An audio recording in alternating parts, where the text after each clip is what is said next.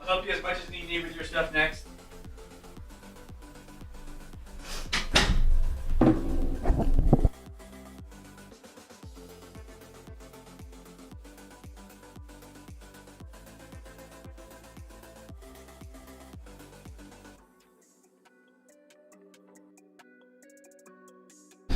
Hello, hello. How are we doing, everybody? We have a big show tonight. I hope you guys are having a fantastic Thursday.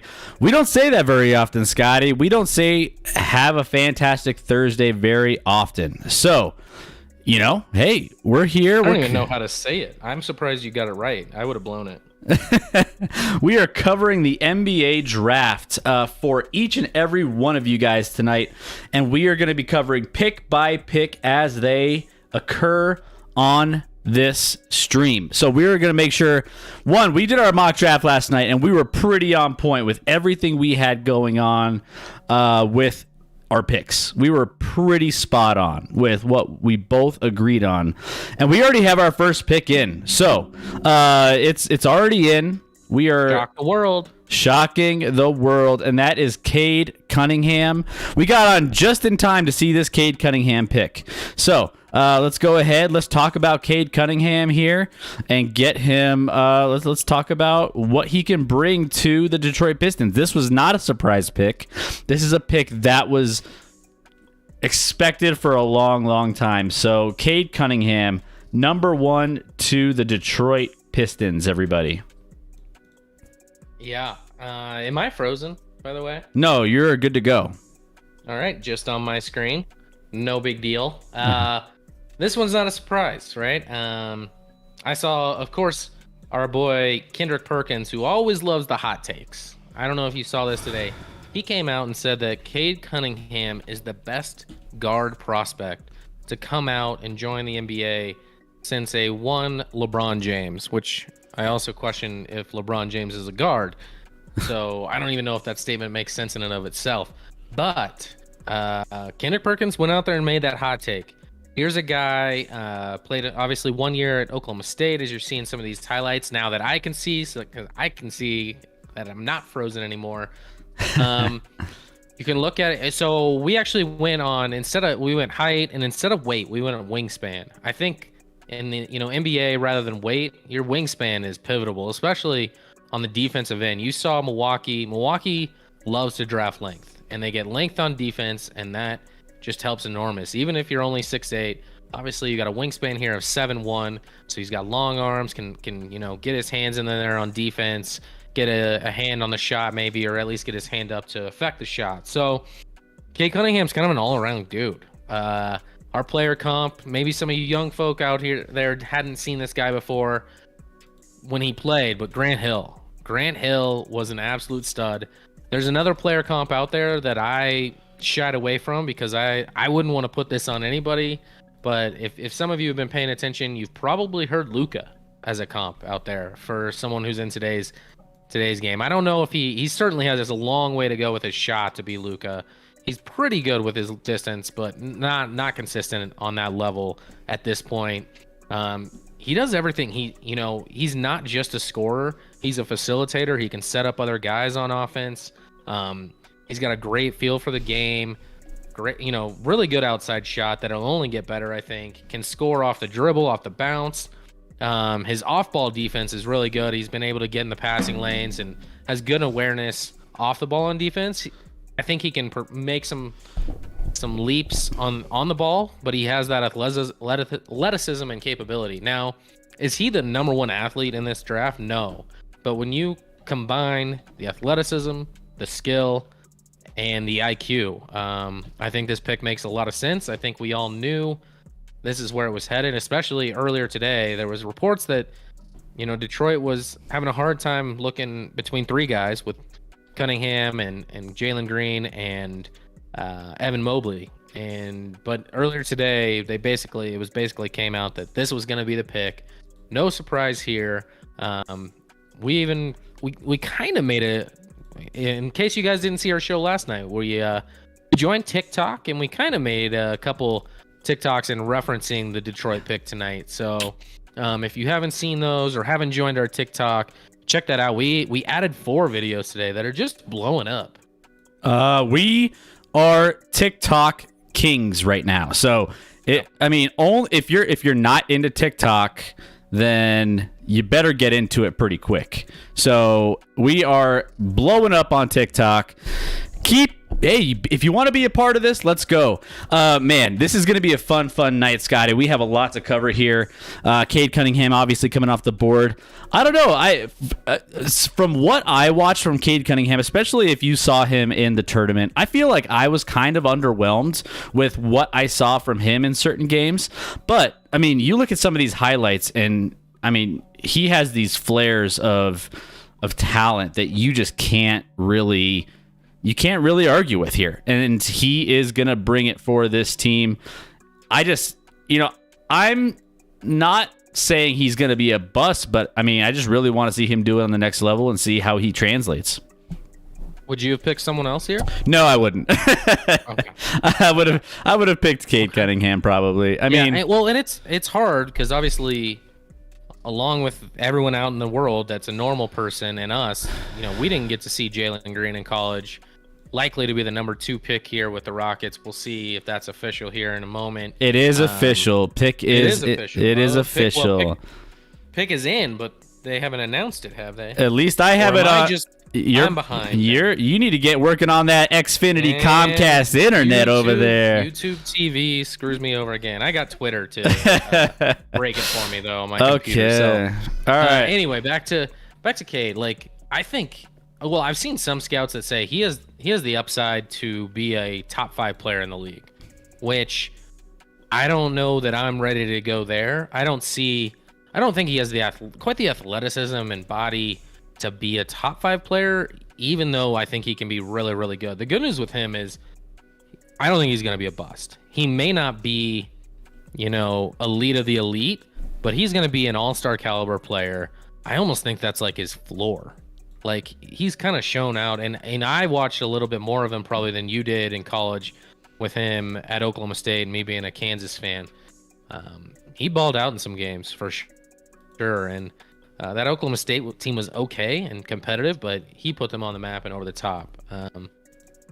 Doesn't remind me of what Durant did at Texas in the Big 12 as a freshman. I don't think he did anything like that, but he's a really, really solid piece on a Detroit team that probably needs it after signing away all our Nuggets and having Jeremy Grant as their number 1 player. Yeah.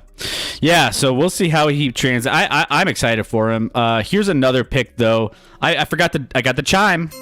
There we go. The next pick is in for the second pick in this NBA draft. We have Jalen Green coming off the board. He is completely. He's a complete package here. He can offer a lot. Playing for the G League Ignite, which obviously there's a couple players in this draft from the G League Ignite that are going to be potentially drafted here early on in this first round. So, Scotty, what can Green bring to a team? I mean, he's a light up scorer waiting to happen. An elite athlete, elite shooter from the outside, can fly to the rim, can explode out of the dribble, step back jumpers, spot up jumpers, you name it. Offensively, he is absolutely fluid. He is we have the player comp there in our profile, Bradley Beal. So I think that's actually a really good comp. I also saw like Zach LaVine, kind of similar guys. I actually talked about how I felt like on the U.S. team, Bradley Beal and Zach LaVine were like the same guy, so why have both of them?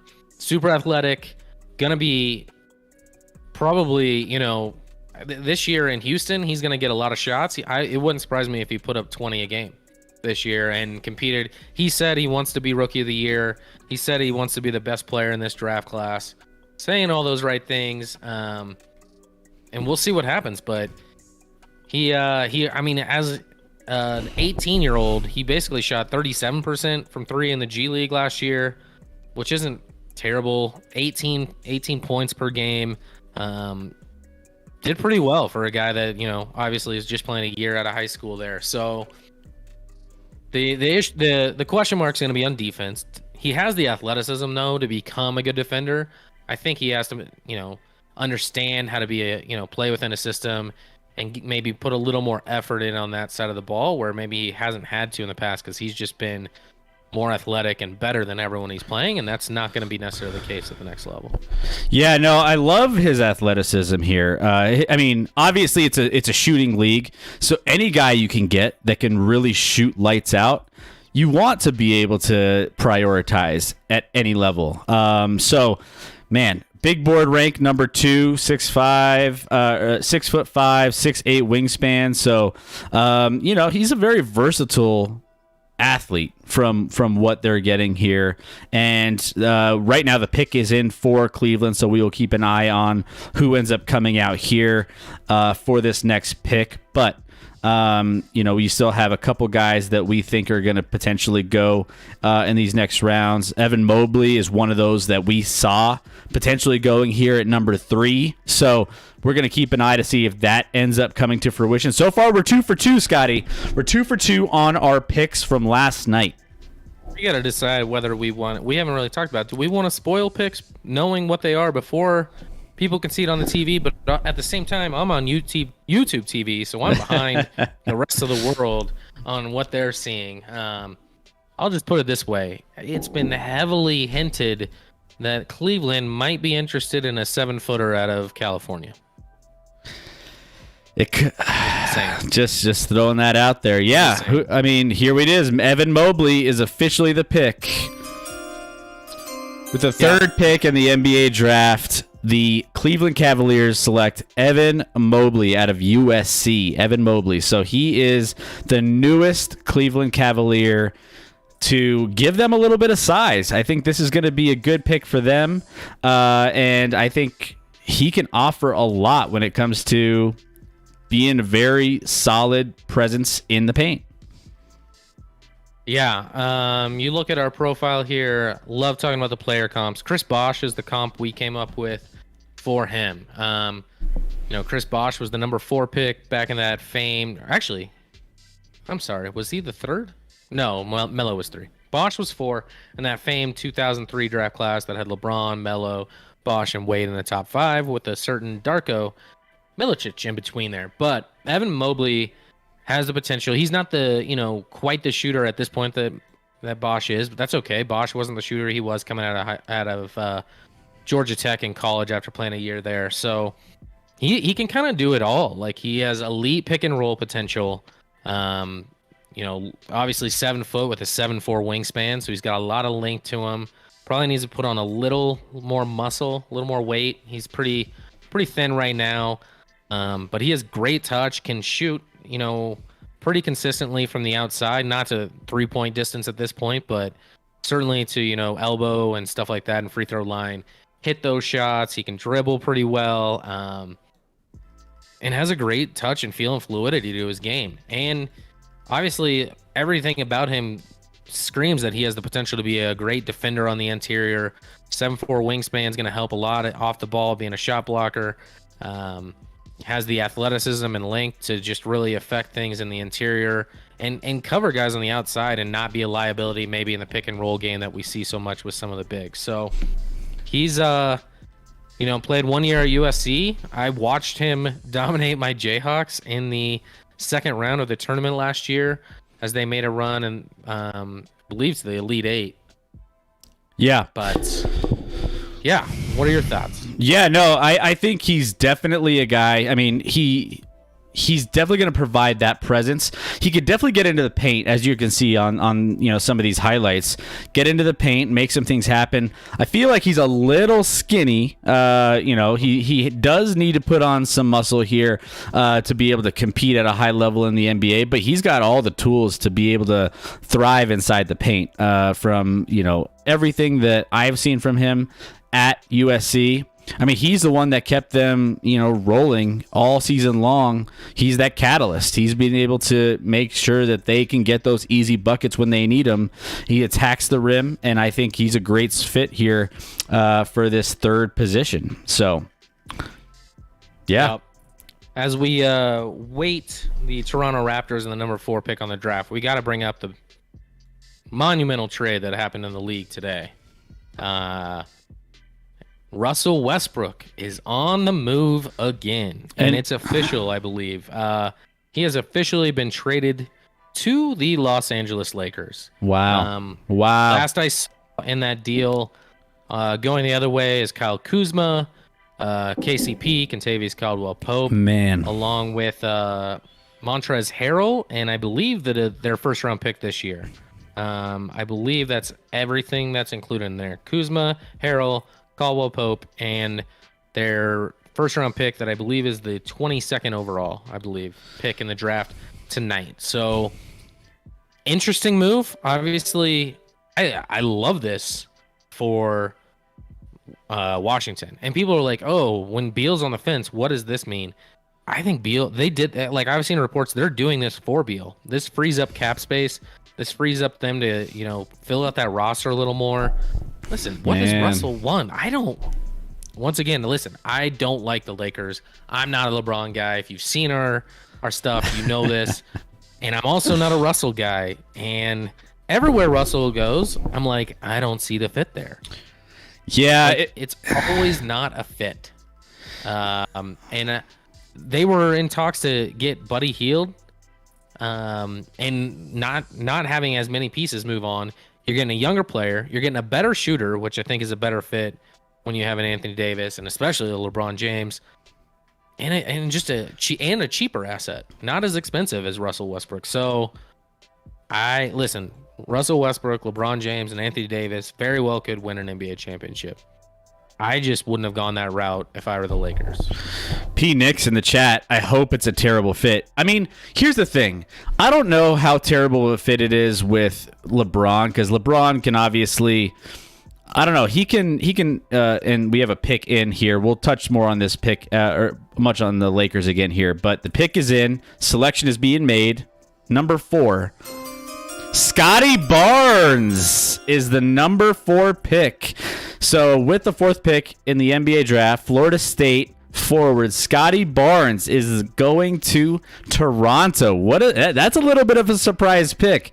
A lot of people had Jalen Suggs going here based off of the fact that, they need a point guard. They need somebody to come in and be behind, that point guard unit, which they're not exactly thrilled with. They've been trying to trade their starting point guard here for the longest time, but they end up going big here and going Scotty Barnes forward for Toronto here, number 4 out of Florida State. Yeah, this one's surprising, not in the sense like we had Scotty Barnes in our mock draft go 5, so it's not like this is a huge reach by any means. A lot of people thought Suggs was, certainly rated higher on most boards that were out there, but Scotty Barnes is, and if you want to change the player profile there, I'm sure you're working on it. Oh, we're getting there. Yeah. We have a player comp on him that is out there quite a bit, and I think actually makes a lot of sense. And it's a 1 Draymond Green. So, listen, here's a guy that's an elite defender right now already, going to be an elite defender and a great playmaker. 2 of the things widely talked about with what Draymond is and what he provides to that Golden State team, being an elite defender, elite playmaker, can make the passes from the point and kind of be a point person on offense. Scotty Barnes has to certainly improve his jump shot. I feel like with a lot of these young kids, you talk about that a lot. He has more strides to go on that than a lot of others. But you look at that height, 6'9", and that wingspan, 7'3". That wingspan is insane. So he's even longer, certainly, than a Draymond Green. He's a dog. He hustles. He's going to give you everything he's got. I don't think it's the right pick, and nothing against Scotty Barnes, but his upside, if it is Draymond Green, I've always felt like Draymond's a little overrated when they were making those runs in Golden State. Like, he fit that system really well. You put him on another roster, I don't know if he, and we've seen it without Clay and even without Steph at times, like Draymond's not a piece that can carry you by any means. And when you have the number 4 overall pick in the draft, you kind of want to pick a guy that has the potential to carry you. So while elite athlete, elite defender, hard worker, rebounder, those are all great assets, and elite playmaking. Really good feel on offense. I want a little more out of my number 4 pick, though. Yeah, there was a lot of upside with Jalen Suggs coming off there at that position, and given the fact that they've had Kyle Lowry on the trade block for it seems like 10 years right now. I mean, I just feel like that just seems so natural for this Toronto team to make this pick and potentially, make a splash with somebody new they could fill in there and do something big in that point guard position. And they do have Van Fleet still. They do have Van Vliet, yeah, which he's great. Don't get me wrong, but who's behind Van Vliet? I think Malachi Flynn is their third point guard. So I mean. Who? Yeah. So and they already have a lot of. Barnes is like a kind of a wing type player. They already obviously have a lot of length in Toronto with Pascal Siakam and a couple other pieces there. So it's a little surprising, and not only are they taking a guy that maybe I don't covet quite as much as like a Jalen Suggs, but they also are taking a position where I think they're a little more solid in. Yeah, agreed. I just Mayday. It's kind of a weird in the chat. Mayday. Welcome, Mayday. Welcome. World Series. What did the Phillies do to grant you a World Series today? I've been focusing and researching a lot on this. Okay. Walk-off grand slam today. So I thought it might have been a trade or an addition.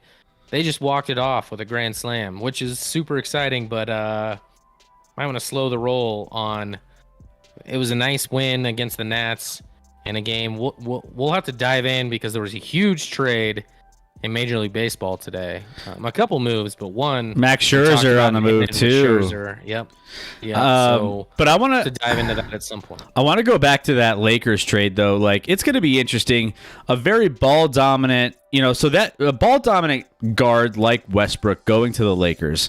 Now with that, that means LeBron's going to really need to improve and make sure his shooting is on point. If he's going to not have the ball in his hand and he's going to be more of a facilitator when it comes to scoring, he's got to get better and being more aggressive. It's kind of an interesting thing considering he's later on in his career, attacking the hoop, shooting the ball is going to be his main source right now because obviously he's not going to have the ball as much given the fact that Westbrook wants the ball in his hands over and over and over throughout every game. But he does add a different dynamic that the Lakers haven't seen. I have to think about it a little bit more, but I just don't know if I love the fit there. It's kind of an interesting thing. Now, obviously, there's been some interesting, Kuzma and KCP have been on the trading block, much like the Kyle Lowry I just mentioned. They've been trying to do everything they can. I guess the Lakers, from some reports, have been like, "Hey, whoever is interested, we'll give you those two guys, and we'll figure out everything else from there." So I think they wanted to get rid of Kuzma beyond belief. I think that's a LeBron thing. I don't think LeBron liked Kuzma, and he wanted him gone. All right. The other parts, maybe not as much, but it was pretty evident and pretty clear that LeBron James did not like Kyle Kuzma. Pick is in here with the Orlando Magic. Don't worry. Got your boy. Jalen Suggs going to Orlando. So, Jalen Suggs, obviously one of my favorite players in this draft based off of the fact that he is from my Gonzaga Bulldogs. Now, this is going to be a steal for them. I don't think they anticipated him to drop down this low. So, and a lot of people had Jalen Suggs going more towards the number 4 pick. So as far as this goes, I feel like Orlando must be pretty ecstatic about what they're getting with the Jalen Suggs. You have a player comp here, Chauncey Billups. I've watched plenty of games here where, he is absolutely a dynamic player when it comes to shooting the ball, getting people involved. He's going to be incredible. Phoenix in the chat, first of 4 Zags. Yeah, we have 4 Zags in this draft that are going to be potentially picked. And so, yeah, this is a fun one. He sent me a text about hopefully 4 Zags get picked. I'm like, 4? Who am I missing? And I forgot about a certain guy that went, Petrusev, who went off and played internationally this past year, just with the uncertainty in college basketball and COVID. So, but was a West Coast Player of the Year, I think. So, yeah, potentially 4 Zags. Jalen Suggs. The thing about Jalen Suggs is he didn't look like a freshman out there. No. He just seemed in control at all times. When he had the ball in his hands, he knew it looked like he knew exactly what he needed to do with it, what the right play was, whether it was him penetrating, passing, shooting, whatever that was. He looked seasoned. He's got a great body on him, already filled out pretty nicely. Athletic, not like supremely athletic, not like a guy that's going to jump out of the gym, but a great athlete, sneaky good athlete nonetheless. Like, you look at, like, people question, Chauncey Billups was kind of a sneaky good athlete. Wouldn't exactly jump out of the gym, but obviously had a great career. A couple other comps I saw. Actually, one of the comps I saw was also Jamal Murray. I don't think he's the shooter.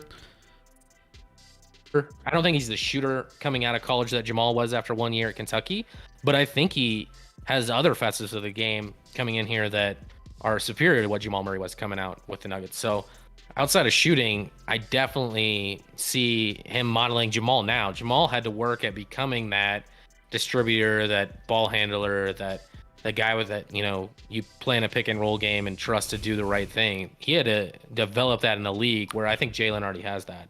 Jalen has to develop that shot, and wasn't close to as consistent a 3-point shooter as Jamal Murray was even in college. So, but I like the Chauncey and Jamal. For all you local Denver people, like, obviously Orlando should be really, really excited. That backcourt, they picked Cole Anthony last year, who played a lot of point, but he's really more of like an undersized 2.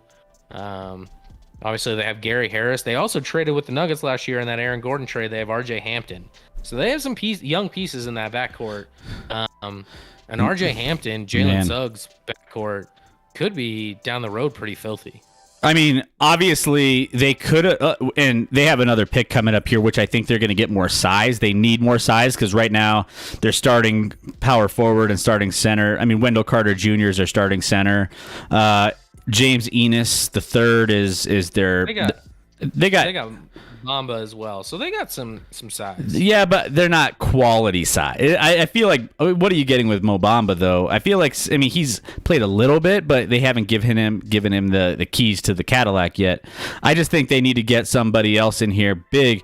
But I love the pick here. They're taking the best available, and I think that there's nothing wrong with that. So their guards are stacked though. Cole Anthony, as you mentioned, RJ Hampton is going to be electric, and then you add in Jalen Suggs, who could play probably the 2 in this potentially. Gary Harris is still there playing some defense, for them. Now we need to stay on the court because he gets injured quite a bit. But Terrence Ross is still on that roster. He can score. He could play the small forward if needed. So Markelle Fultz is coming back from injury. They have a ton of guards. Yeah, they have a ton of guards. But I do it's nice to have a wealth of guards here. It's not what they needed, but it's best available, and that's what they're gonna go with. Ironically, we thought they were going to take Scotty Barnes, which is somewhat of a Aaron Gordon clone. So that would have been interesting if that would have been the pick, kind of to replace Aaron Gordon, who they moved on and traded to the Nuggets, of course, last year. But that didn't come to fruition. Our perfect mock draft ended after 3 picks, but we're only off. I mean, we had all 5 of the top 5 picks going in the top 5. We just had 4 and 5 mixed up there. Yeah. So on the clock right now, OKC, which they have 18 picks. between now, first round picks between now and 2027. they they have picks for days. So who knows if they're going to stick and hold on to as many as they need, but the pick is in, so we're waiting for Adam Silver to walk up to the podium and give us an excuse me. I feel like when you have that many picks, you're more prone to go boom or bust, right? You're going to take that guy that has the high ceiling, but maybe not at such a high floor. He could be a bust, but if he's not a bust, he is going to be phenomenal. So we'll see what happens here. With this pick, in our mock, we mocked Book Knight out of UConn. Although that was the only disagreement in our mock. I think you would have mocked Kuminga here, correct? I think I had Kuminga going in this role here. So, yeah, from that standpoint, it's a little bit off from what we had in our mock draft. However, still a lot of options for the Oklahoma City Thunder to choose a really solid prospect here. Jonathan Kuminga, Book Knight is still available. They're the number one, number two, kind of big names here. I got hinted something. And we're both wrong. Here we go. Pick is in. Let's hit the chime. Okay. I got hinted on Twitter, so I cheated. It's not quite on my YouTube TV, but let's announce it. I'll announce it. You want me to announce it? Wow, announce it. Go ahead. It's gonna be a one Josh Giddey. Josh Giddey. Yeah. An international guy out of Australia, played for the Adelaide 36ers. I think, where did we have him in the mock? I think we had him going 9 or 10. Yeah, we had him going 10. I remember correctly. And Vegas odds had hit the over-under at 10.5 for his draft position. So, I mean, he definitely is going higher than a lot of people think he would have normally gone. Yeah, this is higher than I saw him mocked in a lot of mocks, but, that's why we're here, and that's why the draft is so exciting, because we don't know what's going to happen, but we will adjust on the fly. My player comp isn't super great here as far as hey, we just drafted at number 6 Joe Ingles. I like Joe Ingles. Josh Giddey is a point forward. He's going to be a guy will play with the ball in his hands a lot. He's 6'8", can dribble, can drive, can distribute. He's a playmaker, can make all the passes on the court. Only 18 years old, super young. Play professionally, like I talked about. Average, 11 a game. Was a little inconsistent from 3, but not terrible. But average 7.4 assists and 7.1 rebounds a game. He's a solid off-ball defender. Needs to work on his lateral quickness a little bit on defense to hang with some guys, but that's not something that's unusual when you're a younger guy heading into the league like this.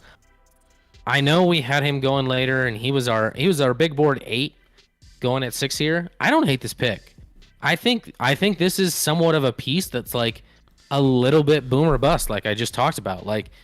A little unknown because he's in Australia, he's young, but he's super talented. This could go the way of a Dirk Nowitzki, or it could go the way of a Nikolaus Skidishvili. We'll see what happens. But he has the potential. He's got a lot of skill to his game as an 18-year-old. It's a little bit of a set shot when he shoots. I don't love that. I think that he needs to get more of a jump on it and a little better form and a little quicker release. But his ball handling for a 6'8" guy and passing is probably the best in this draft for his size. Yeah, no, he's a hell of a rebounder. He is a great passer, off rebounds, blocks, he's okay. I think some of the things where he struggles a little bit, you mentioned a shot, but 3-point percentage and some of his free throw percentage, or maybe some of the things that maybe hold him back a little bit. But outside of that, I mean, he is a really solid prospect that has a lot of potential, man. He's very versatile. And, he's played well with the Adelaide. What are they? Adelaide? 36ers. 36ers. So, which I know we have our 76ers and 49ers out here. I don't know what 36ers implies. Must be an Australian thing. it must Throw be. another shrimp on the barbie. Hey, mate. Yeah. It's a Dumb and Dumber reference for all you young kids out there. Go watch Dumb and Dumber. It's one of the best movies you'll ever watch. 6'8", 205. And yeah, I think he bulk up. Yeah, he's got a little bit of bulking, which he can most likely do. And Oklahoma City, yeah, they're bringing in some talent here, and I kind of like this pick. Doesn't look good for U.S. ref going to VAR. Probable penalty for Penix. I'm missing. We haven't even discussed, and I have the draft on. So, U.S. in the Gold Cup semis against Qatar tonight. So, let's cross our fingers. Ref going to probable penalty. God bless the VAR in some instances. How many minutes in are we? 57 in, 0-0. So looks like the U.S. has been badly outplayed. More possession, but shots are 13-4 in favor of Qatar. But we're getting off script here. Appreciate the update, Penix. Yeah, keep us updated. Let's hope. Like, I'd love to have that on too, but I only have so many screens here that I can distribute and need to have the draft on and focus on that, since that's why a lot of people are here tonight, and that's why we are making a special episode out of it. Appreciate you guys for joining. We love this. Give us your thoughts on the chat. Like, if you have thoughts on any of these picks, whether it's, Giddy or anything before that you like, don't like, why, let us know, and let's talk about it. Love to talk about it. Absolutely. The pick is in as of right now, so we're just waiting for Adam Silver to roll up to the podium and see who's available. So Jonathan Kuminga, James Bouknight, which we thought James Bouknight, that was a big target for the Golden State Warriors leading into this one. That's someone that I saw in multiple mock drafts. People have said in source-wise that they've really liked Bouknight. So we'll see what ends up happening here. That's if I'm guessing here, I think they maybe go with him.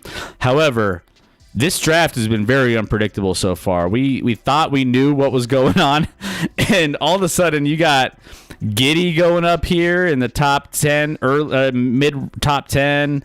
I mean, he's going way higher than we would have normally expected, but yeah, it's all bets are off right now. So we'll see what ends up happening with this next pick, but if I'm guessing, we're going to go with Bouknight. Okay. I'll guess Kuminga. Yep. We'll see what happens. I actually haven't seen if the pick is. I mean, I know the pick is in, but I haven't seen a hint at it. Here we go. Although I think Bouknight would be a lot of fun in Golden State. Add another shooter. Have all the shooters. Here it is. We have Jonathan Kuminga is the pick. So Jonathan Kuminga for the Golden State Warriors here. So yeah, big pick for the Golden State Warriors. They got a really elite athlete with Jonathan Kuminga. Man, what are they getting here? I mean, you already got Steph Curry, obviously, who can light it up from a shooting standpoint, but here you go. Jonathan Kuminga, a little bit of a little bit of size here. Wingspan, 7-foot wingspan. Playing for the Ignite in the G League. Yep, 2 of the top 7 picks out of the G League. That's I'm sure the G League's thrilled for this notoriety, and that, hey, you can come and play in the G League and still get drafted high up in the draft if you produce. Elite athlete. One of the top athletes in this draft. The physical profile is one of the best. He's got a large frame, great athleticism, certainly the potential to be a great defender, something I think Golden State, outside of Draymond Green, Klay Thompson's a good defender as well, but could use another piece there. Very, very raw offensively, I'd say at this point. Average 15.8 last year in the G League, but the shooting percentage was not great. His 3-point percentage even worse at 24%. So able to finish at the rim, no problem. Really, really active rebounder. actually a good ball handler for a guy his size, but yeah, I like the pick. I don't love the pick. I would have actually, you liked Book Knight. I would have kind of liked that. Let's just see what happens when you throw a roster out there that just has elite shooter after elite shooter that can space the floor and get a guy. But like Book Knight, we'll see. I mean, they have the number 14 pick tonight as well. Golden State does. We'll see what they do there. I heard a lot of talks that they were actually trying to move off this pick. So a lot of they were in rumors. talks to trade it. I guess ended up deciding that it wasn't worth what they were getting based off of getting a guy like Kuminga. Another guy that, once again, we haven't seen a ton of because he played in the G League and you just don't get that access to the fans like you would in college basketball. But a solid pick, but I wouldn't say a spectacular pick. Yeah, I definitely, I think there's more, and again, he's got a lot of raw talent, so I can't get, totally just leave it up on that. Phoenix in chat missed the penalty, sailed it over. Let's go. Hey, we're still cheering for Team USA no matter what we're covering here, but I believe that we will win. But yeah, so back to Kuminga. Yeah, he has a lot. I mean, field goal percentage and field goal efficiency, free throw percentage, 3-point shooting. I feel like there's some things that he needs to work on. So I feel like this is going to be a little bit more of a project. He's not going to be as consistent, in my opinion, as some of the other names that are currently on the board right now. So from that standpoint, I think, it's fine. It's a great pick. I think he has a lot of upside, but he has a lot of things to work on too. Now, rebounding, his draft age, I think, he's a young kid. I mean, he's only 18 years old. He's almost 19 years old. So he's a really, really young talent. And, depending on how well he comes into this league and can learn quickly, I think he has a lot of upside, but he's going to be a little bit more in the lottery side of things, a project than some of the other guys in this draft. Yeah, which I think that's another interesting piece of it, that like Golden State's kind of in a win now mode. They're not like some of these other lottery teams that are rebuilding or trying to form things. So taking a guy as raw as Kuminga, little bit surprising in that aspect. But like I said, I don't dislike the pick. I just don't love it. Yeah. I don't know. Number 7 overall pick, and we had him on our big board at 6. So the value's fine. I just don't know if the fit and the team makes a lot of sense, but they are missing an elite athlete on, in the interior on the wing. Our player comp was Jeff Green. Needs to improve his shot, but he's probably more athletic than Jeff Green. So, got to stop you there. We have another pick in, and the next pick is Orlando Magic, who have selected Franz Wagner out of Michigan. Franz Wagner goes here to the Orlando Magic, and man, that's a nice solid pick right there. I mean, here you go. He was 9th on our big board, so he's right kind of in line with where we kind of mocked him, but here we go, off the board, Franz Wagner to Orlando. Yeah, I think we had him 9th on our big board and also went 9th in our mock. So here at 8, not a bad value if you value this guy. Played 2 years at Michigan, very, very versatile on the offensive and defensive end. Can be a weapon, and it's kind of like a jack of all trades. He's a good shot, outside shooter for his size at 6'9". Really good perimeter shooter, good playmaker. His off-ball defense is pretty strong, and he's a really, really good feel for the game. So we talked about Danilo Gallinari as our player comp. I like that comp a lot. Like those games mesh a lot. I think maybe, well, I don't know. It's hard to remember Gallinari in his younger days when he was an athlete, because he certainly isn't now. I think maybe Wagner has a little bit more upside as an athlete, but not a huge athlete. Like, that's not why you're drafting Wagner. It's more about his skill and his ability and his knowledge on the court, along with his length and size. So we talked about how loaded after taking Jalen Suggs Earlier in the draft, Magic were at guard, so here they go ahead and take a forward, not a center, because I kind of think Carter plus Mamba. I'm not giving up on. Did I say what is it? Mamba? Why am I drawing a blank? Mo Bamba. Mamba. Like I was like Bismarck Mo Bamba. I watched him at Texas. I think Mo Bamba can still be a legitimate starting center in this league. Wendell Carter is different. He's more skilled offensively. So I think I like a lot of what Orlando's doing.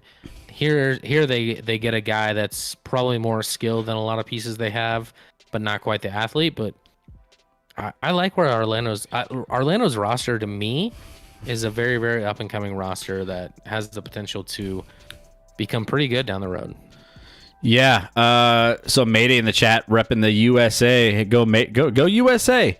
Franz Wagner, I think, is going to be solid here. I think he has a small forward. This reminds me a lot of what the Oklahoma City Thunder have been doing as far as building a lot of young, talented players and just trying to see what they get. And I think this is exactly the route they wanted to go, with a little bit of size for this second pick. I told everybody here, and we knew that they were going to probably go after taking Jalen Suggs in that first one, which they don't really need too many guards, that they were going to get some size here. So a small forward, 6'8", 205 pounds. Assist to turnover ratio is a really, really solid stat for him. He doesn't really turn the ball over very much. He's smart with the ball. Defensive plus minus, box plus minus. I think he's one of the better elite players in this draft when it comes to some of those stats there. There's a lot more positives here. This is kind of the opposite of Kuminga. He's a little bit more established, and he has more positives than he does negatives. Now, as far as off rebounds, he's maybe not as gifted as some of the other guys in the draft, but otherwise, he's all around a really solid player that can finish around the hoop. Him and Josh Giddey are pretty similar players. I'd say Wagner has the higher floor and Giddey has the higher ceiling. So, but they're pretty similar in mold as far as size, what they do well on the court. Both of those guys make a lot of sense for teams. So, yep, great passer. As far as just all of those things that, assist percentage, usage, all these stats that I've seen on him. There are some of the better ones in the draft from this position, from this like a small forward position. So, yeah, he's 19, almost going to be 20 years old here coming up. So he's not the youngest guy in the draft, but he's definitely got those veteran wheels on him. So the pick is in for the Sacramento Kings here. So we're going to get that pick here to you very shortly once this ends up coming to Adam Silver at the podium. We're waiting 2 seconds. I know we keep jumping sports. I just saw a tweet that I'm very confused on, and I thought, so we talked about how we were going to talk about the Max Scherzer, what I thought was a trade to the San Diego Padres. That's what I heard on the radio earlier on when I was... Apparently that's not a done deal, because Jeff Passan, one of the best insiders in all of baseball, tweeted, 45 minutes ago that the Los Angeles Dodgers are making significant progress on a deal with Max Scherzer. Interesting. And Trey Turner. It would involve Scherzer and star shortstop Trey Turner going to the Nationals for a lot of prospects in return. So we'll have to keep an eye on that. The Dodgers, the rich get richer, if that happens. We'll see. But here's the pick. Here's the pick. You got it on the board. I have it on the board. Davion Mitchell with the 9th pick in the NBA 2021 NBA draft. The Sacramento Kings select Davion Mitchell out of Baylor. So obviously you guys know Davion Mitchell based off of what he was able to do in the NCAA tournament this past season. Especially I know because I know what he did to my Gonzaga Bulldogs. But Davion Mitchell is a stud. You have his player comp here to Drew Holiday. 6'1", 6'4" wingspan out of Baylor. He can bring a lot here. Honestly, when he turns it on, it's hard to get him to like slow down. He's that good when he's on a roll. So Sacramento gets Davion Mitchell. Yeah. Can't be unhappy with this pick. He's a dog. Piecing him obviously with the uber quick. Oh my goodness, who's the Sacramento point guard out of Kentucky? Help me out here. How am I drawing a blank on the point guard for Kentucky, or from Kentucky that's on Sacramento right now? Why am I? The Nuggets can never guard. We're both drawing a blank. Anyway, I think these two will piece nicely together. You're probably looking at Davion Mitchell more as like a De'Aaron Fox. Guard. Yeah, De'Aaron Fox. So Davion Mitchell in the off guard role, a little undersized at 6 foot than what you'd like, but a wingspan of 6'4", so he can hang there. A little smaller than Jrue Holiday, but we saw what Jrue Holiday meant, especially defensively in the NBA playoffs and that NBA Finals series. He's an elite defender. Davion Mitchell already is an elite defender, elite competitor. Like his motor and his ability to just get after it on both ends of the court is, not matched very often in the NBA. So he's going to provide a spark and a role on Sacramento that they don't have, especially in the backcourt as an elite defender where, they still have Buddy Hield and De'Aaron Fox. Neither of those guys are defensively, and Sacramento has not been a good defensive team. Their offense is, pretty elite actually. Their defense is pretty terrible. So this is a nice fit, nice piece for them. But he can shoot. He was 45% from three this past year, up from 31% 2 years before that. So he improved his shot a lot. So that means, man, who knows? He could improve his shot a little more moving forward. One of the two heart and soul pieces on that Baylor squad that won the national championship this year. A good playmaker, good passer. Like he's an all around. He's a guy that like the athleticism isn't elite, but everything else is there. Yeah, Davion Mitchell. I mean, he has a lot to bring offensively. Realistically, here, his field goal percentage, 3-point percentage. His efficiency on offense. I think he brings. He's a guy that can bring the ball up the court and really just in confidence that he can control the tempo of the game. And not only that, as you're seeing on here, he can hit big shots too. He's not exactly a guy that, you worry about offensively. So, free throw percentage, maybe he's not so great, and he's definitely not going to get you that many rebounds. That's for sure. But offensively, when it comes to everything else that he can bring to the table, I mean, he can do it all, and he's a leader. He just seems like that guy that you want to have the ball in his hands at the end of the game, knowing that he's going to make the right decision each and every time. So he's great finding his teammates, assists. He can find the open man on the floor. Very smart player, and he can make the Sacramento Kings a lot better here today. Yep. I believe we got a pick in with pick is it in. It says New Orleans, but let's keep in mind there's an already agreed upon trade that means this is actually Memphis's pick. Correct. So here's Adam Silver with the 10th pick in the 2021 NBA draft. The New Orleans Pelicans, i.e. Grizzlies, select Zaire Williams out of Stanford. Zaire Williams climbing the boards here. And that's according to our board, I think that's the biggest reach we've seen so far. That's one of the bigger reaches. Yep. Now, our board may not be perfect, and this might be a great pick for Memphis, but not what we had in mind. We had him 22 on our big board rank, so going at number 10 overall is a pretty big upset. Yeah, Zaire Williams, I mean, obviously he's pretty dynamic when it comes to, what he can do as far as his length, right? He's 6'9", 6'10" wingspan. You have a player count for Cam Reddish here, but yeah, recorded... Same Brandon Ingram as well. Two Duke guys, Yeah. So he's looking like he's pretty excited here. And Yeah, let's talk about him a little bit. I'll get some of these highlights up and running. Let's go. He is oh man, I wasn't prepared to talk about Zaire yet, but I know, really, right? really great. Obviously, long athlete that is actually for his size really good ball handler. Can dribble, drive, can penetrate and create things. One of the best ball handlers probably in this draft for a guy his size. Pretty solid off ball defensively. He averaged as a freshman last year at 10.7, but a really bad shooting percentage at Stanford.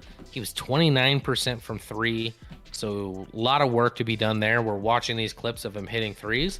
That didn't happen very often. He only took 79 attempts and only made 29% of those. So while we're seeing him make shots, that's something that he has a lot of work to do in order to continue on in that. If I'm Memphis, this is a team that's, I don't know, like you're starting to finally compete. Obviously, they were basically right on the edge of the postseason this year, played in the play-in games and won and then lost to the Lakers. But I don't know. I would have liked to take a guy a little more safe than him.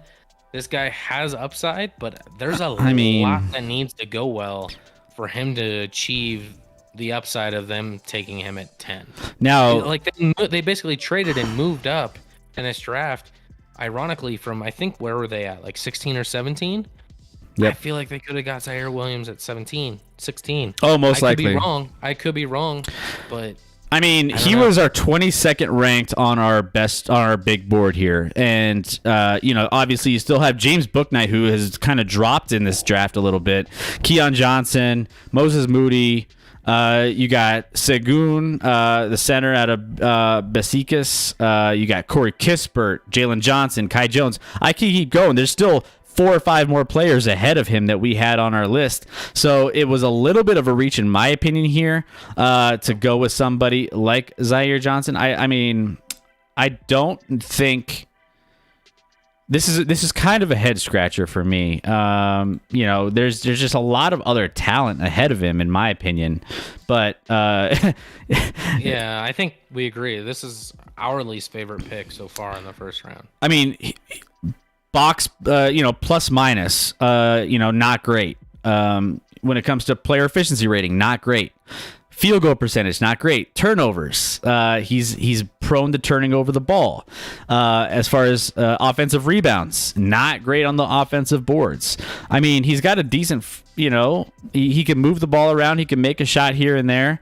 I just don't think that, I mean, maybe you're selecting him for his size more than anything else, and you just need somebody who can, he's a good, as far as finding his teammates, he can pass the ball and move the ball around a little bit, but man, it's just he has way more negative qualities to go this high in the draft above other guys than I would have liked. So they're projecting a lot with this pick. Correct. So they must have seen something that they really liked. I mean, I don't know. It doesn't make sense to me. 20-year-old out of Sierra Canyon High School. I don't know. I don't see it. He's 6'9", almost 6'10", 188 pounds. Kind of on the smaller side when it comes to, he needs to bulk up a little bit, but I don't know. Interesting pick, that's for sure. Yeah. Biggest surprise yet. I don't know. I'm trying not to be too negative on that pick, but I think that pick's shit.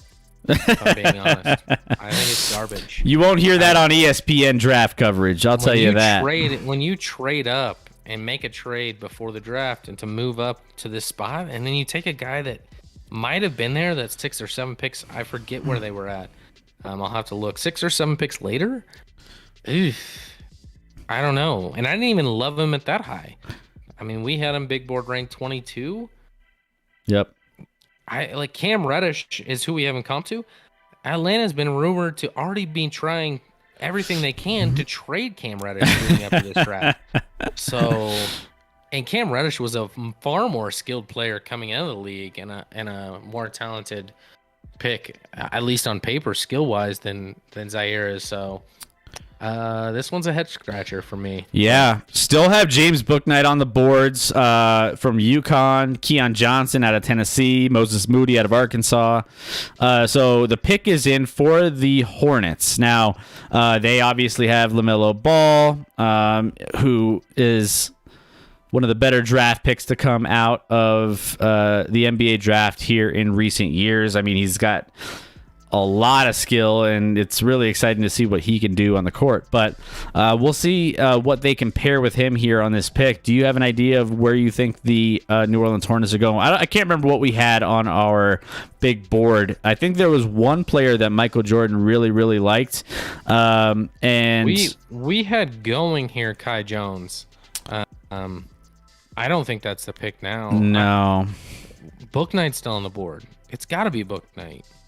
Yeah, I think right? you got to. Like, can you imagine that backcourt of Bouknight with LaMelo Ball could be very, very, very dynamic moving forward. Bouknight has proven to be a scorer, and his shooting was inconsistent at UConn, but his pre-draft process, he drained. Like, I saw tape of him just draining three after three after three after three. So the shot capability's there. I'd pick him. Moses Moody wouldn't be a bad choice here, in my opinion. Kai Jones will be fine, but I don't think, some of these guys that are still on the board, the Hornets probably expected to be there. So I would take one of those other two pieces. Here we go. Adam Silver's walking to the podium. By the way, if you're here, hit that follow button if you're enjoying all the draft coverage. It means a lot to us, and we are excited to have you part of the Action Lab. But let's hit the chime and see what Adam Silver has for the Charlotte Hornets. Sad I can't hear that. James Bouknight is your pick for the Charlotte Hornets. So finally, he gets off of the schneid here. 11th overall, taken by the Charlotte Hornets. James Bouknight out of UConn. Let's lock it in. It's my best value of the draft so far. Yes, I would agree. James Bouknight is definitely... We had him going in, a little bit earlier in this pit. I mean, we thought 6th or 7th. I had him going at 6, yeah. 6, yep. So 6th or 7th was kind of where we had him slated. But where was he on our big board? I don't remember. Probably right around there. 7. Yeah, on our big board, I believe we have. Let me double check here. Let's see. Best now. It's up on the player profile. It's number 7. 7. Yep. So number 7 overall, Bouknight. So yeah, let's talk about him. You have a player comp, CJ McCollum here. I mean, this is going to be a nice little tandem you have here in New Orleans. Just imagine a tandem. Everyone's talked about how the best backcourt, which has kind of been wasted in the league, has been in Portland for a lot of years with Lillard and McCollum. Well, now you have a baby backcourt of Lillard and McCollum in LaMelo Ball. A little different style, but similar to Lillard, and now a guy in James Bouknight that kind of models his game off of a CJ McCollum. Love this pick. I've also seen Donovan Mitchell comp to this guy, or Jordan Clarkson. So this guy's a scorer. He's an explosive athlete, great first step. Needs to improve his 3-point shooting. Like I said, it was inconsistent at UConn. He was only a 30% three-point shooter last year and didn't take a ton of attempts. But like I said, I watched pre-draft tape where he was shooting from 3 and draining every single one. I know in practice it's a little different, but at the same time, he was draining every single one. Every single one. His pre-draft process might have helped him more than any other player in this draft. Really, really good ability to finish at the rim for his size. We're looking at 6'5". That's a really, really good size for a 2-guard with a 6'8" wingspan with the athleticism. He's quick, speedy defender. He has all the intangibles to be really, really solid. You look at him and question him as a shooter. He was also over 80% from the free throw line. So the shooting ability is there. Needs to probably improve, and maybe that's just not who he is. Not much of a playmaker, doesn't get a lot of assists or create for others, but a scorer, a guy that'll get you points, and probably a better defender than McCollum will ever be. So maybe not quite the scorer that McCollum is, but maybe a slightly better defender, and kind of levels out in the end. Yeah, I think this has a big potential to be one of their number one or number two scoring options if he develops the right way. I mean, I think he can be very dynamic when it comes to, just being around. Like, he's just like a pure scorer. He's not going to necessarily light you up from three, but he is improving his three game, and he's definitely going to be a guy that you'll have to account for each and every time down the court. He's great around the rim, great finisher, as you could tell on some of these highlights. And yeah, I think this is a great pick. He fell really far, a lot farther than we would have expected him to. And I think the Hornets got a steal here. I mean, I feel like it took him a little bit of time to make this pick because they didn't expect him to necessarily be there. They were like scrambling, like, oh wait, we need to change out everything we're doing because he's still on the board. Let's make this a pick. But yeah, I think he has a lot of potential here to really just blossom in this team, and especially with LaMelo Ball dishing the ball out to you, he could concentrate on just being a better scorer. So P-Nix, USA 1-0, 86th minute. There we go. All right, I love it. There we go. I did talk about them being outplayed, and I haven't watched it, but while they're being outshot 15-6, shots on goal are actually 4-2 in US's favor, and they have 61% of the possession. So maybe not as much as I thought. Zardes, one of the more experienced guys actually on this Gold Cup roster, gets the goal in the 86th minute, and away we go. Pumped to see, hopefully, a U.S. final in a Gold Cup. Always a fun time to watch a final. I don't know if I know Mexico and Canada were playing and hadn't seen. I feel like they might have played last night. Nope, I lied. They play after this one, so they play later tonight. Winner of Mexico and Gold Cup plays the winner of U.S. Qatar. U.S. up 1-0 now in the 88th minute. Back to the NBA draft. Yes. No, that's super exciting. Big ups to Team USA. Now, we got San Antonio on the clock here. Their guy is still on the board, I think. They love... The whole world, literally the whole world thinks they have to take this guy, right? I would think so. And yes, it's going to be interesting to see what they take here. I think I know who they're going to take. The pick is in, but Alperen Sengun is my guess here. It fits the mold of anything that you would want to expect from a Greg Popovich team. They love their international players, obviously going back to Manu Ginobili and Tony Parker and all these guys. They just love international guys. And honestly, one of the better. This is like a skilled big. This is like a throwback, dude. Yeah, back to the days of like Domantas Sabonis' dad. Yeah. And I think, this fits their mold and what they're looking to add here. So I would be shocked if it didn't go that route, but who knows? I mean, I feel like he's one of the more talented players still left right now. I think he's third on our draft big board, best available. So best available. Yeah. So I mean, he's still there, and we'll see what ends up happening here. But this is going to be Adam. We'll find out here now. Adam Silver coming to the podium.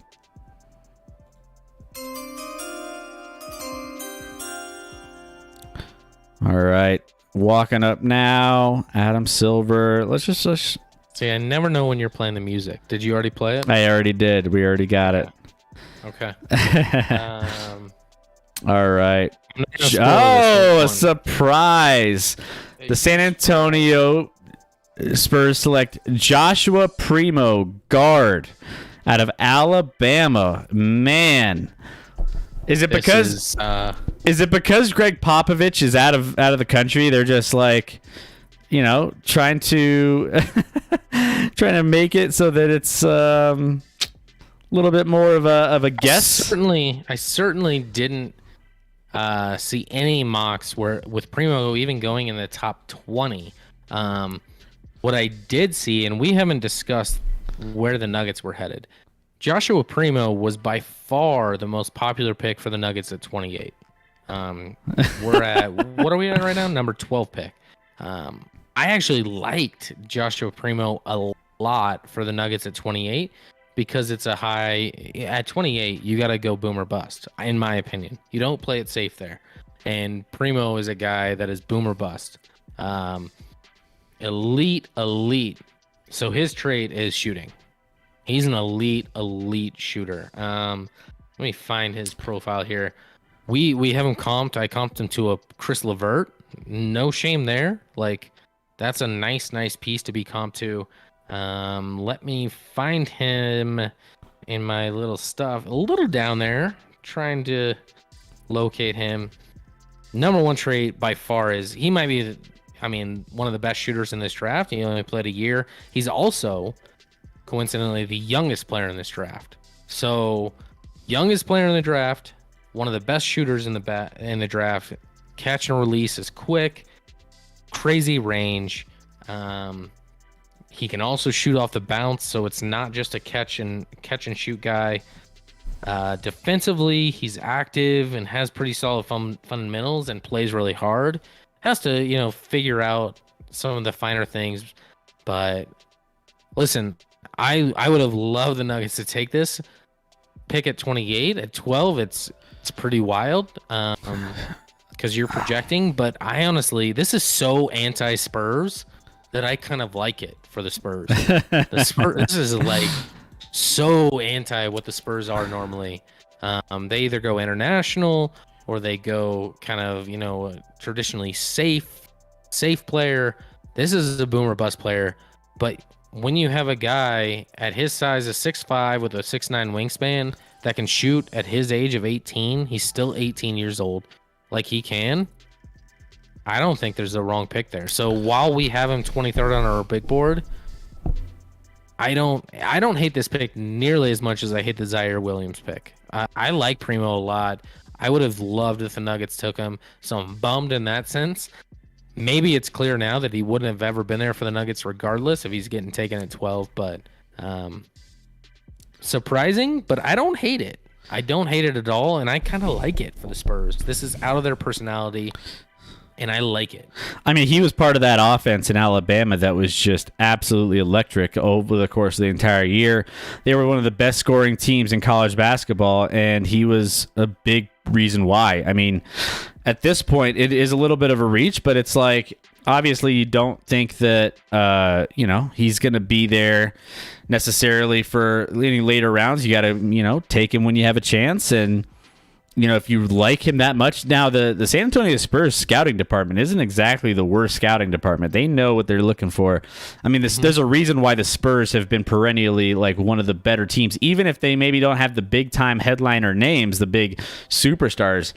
They have some really solid, talented players that they pick continuously each and every year that make an impact and develop really, really well. So I think this is a guy that really can give them some explosiveness. I don't really feel like you associate explosive and the San Antonio Spurs in the same sentence, but maybe they're changing the way they're looking at things. And offensively, they just need a boost. There have always been historically a defensive team that can really shut you down, but this gives you a little bit of offense that can really go hand in hand with that defensive side of the basketball. So yeah, interesting pick. I'm like you. I don't hate it. The Indiana Pacers right now are on the clock, and the pick is in.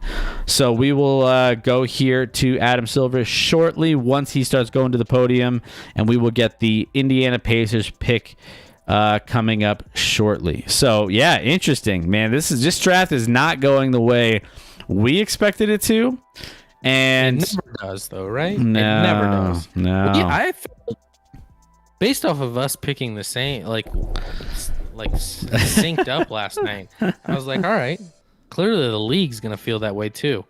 They haven't. Spoiler: they've made some wrong picks because we're clearly right, and should be in those positions. I'm joking. But there's still like Moses Moody still out there. My guy we had going, I believe 8th overall in our mock draft. A nice piece out of freshman out of Arkansas. Who else is there? I like Trey Murphy. We got Chris Duarte, Jared Butler. Trey Murphy's on 20th on our board. I think that's probably too low. I like Trey Murphy as like a pick and pop forward, and a nice piece there. I don't know. We'll see. We'll see what Indiana does here. Here we go. The pick is in. Adams. Murphy. Chris Duarte, Oregon. Okay. So Chris Duarte is the next Indiana Pacer chosen here in the NBA draft, 2021 NBA draft. This was a interesting pick, and I love this one too. I think both of us were pretty big fans of Chris Duarte based off of what he did. He's the AP Pac-12 Player of the Year. He is electric when he can be, thrown out on the court, and man, he's a solid pick here for the Indiana Pacers. Yeah, player comp here, Rip Hamilton. So if you guys remember back to the Detroit days, Richard Hamilton, Rip Hamilton, a guy that can just score the ball, come off screens, hit shots, a really, really good shooter, can find the open spots in a defense and hit shots with the ball, whether it's off the bounce or it's creating off the screens or rolling or anywhere. He's a great shooter. Not gonna, and his motor is electric, and he's gonna play. He's gonna play really, really hard for you. What he's not is he's not an elite athlete. And what he is the oldest player that's gonna probably be taken in this first round. So in the NBA, he's 23, I think, might be 24 by the time games actually start. I'm not sure, somewhere around there. That's pretty old for a rookie coming in. So this is more of a safe floor pick than a high upside pick. But I like Chris Duarte's game a lot. I think he'll be a starter in the league for a long time, which that's kind of, when you're looking at this range, all you can ask for. He's not going to be, an all-star level player, but Rip Hamilton was, so who knows?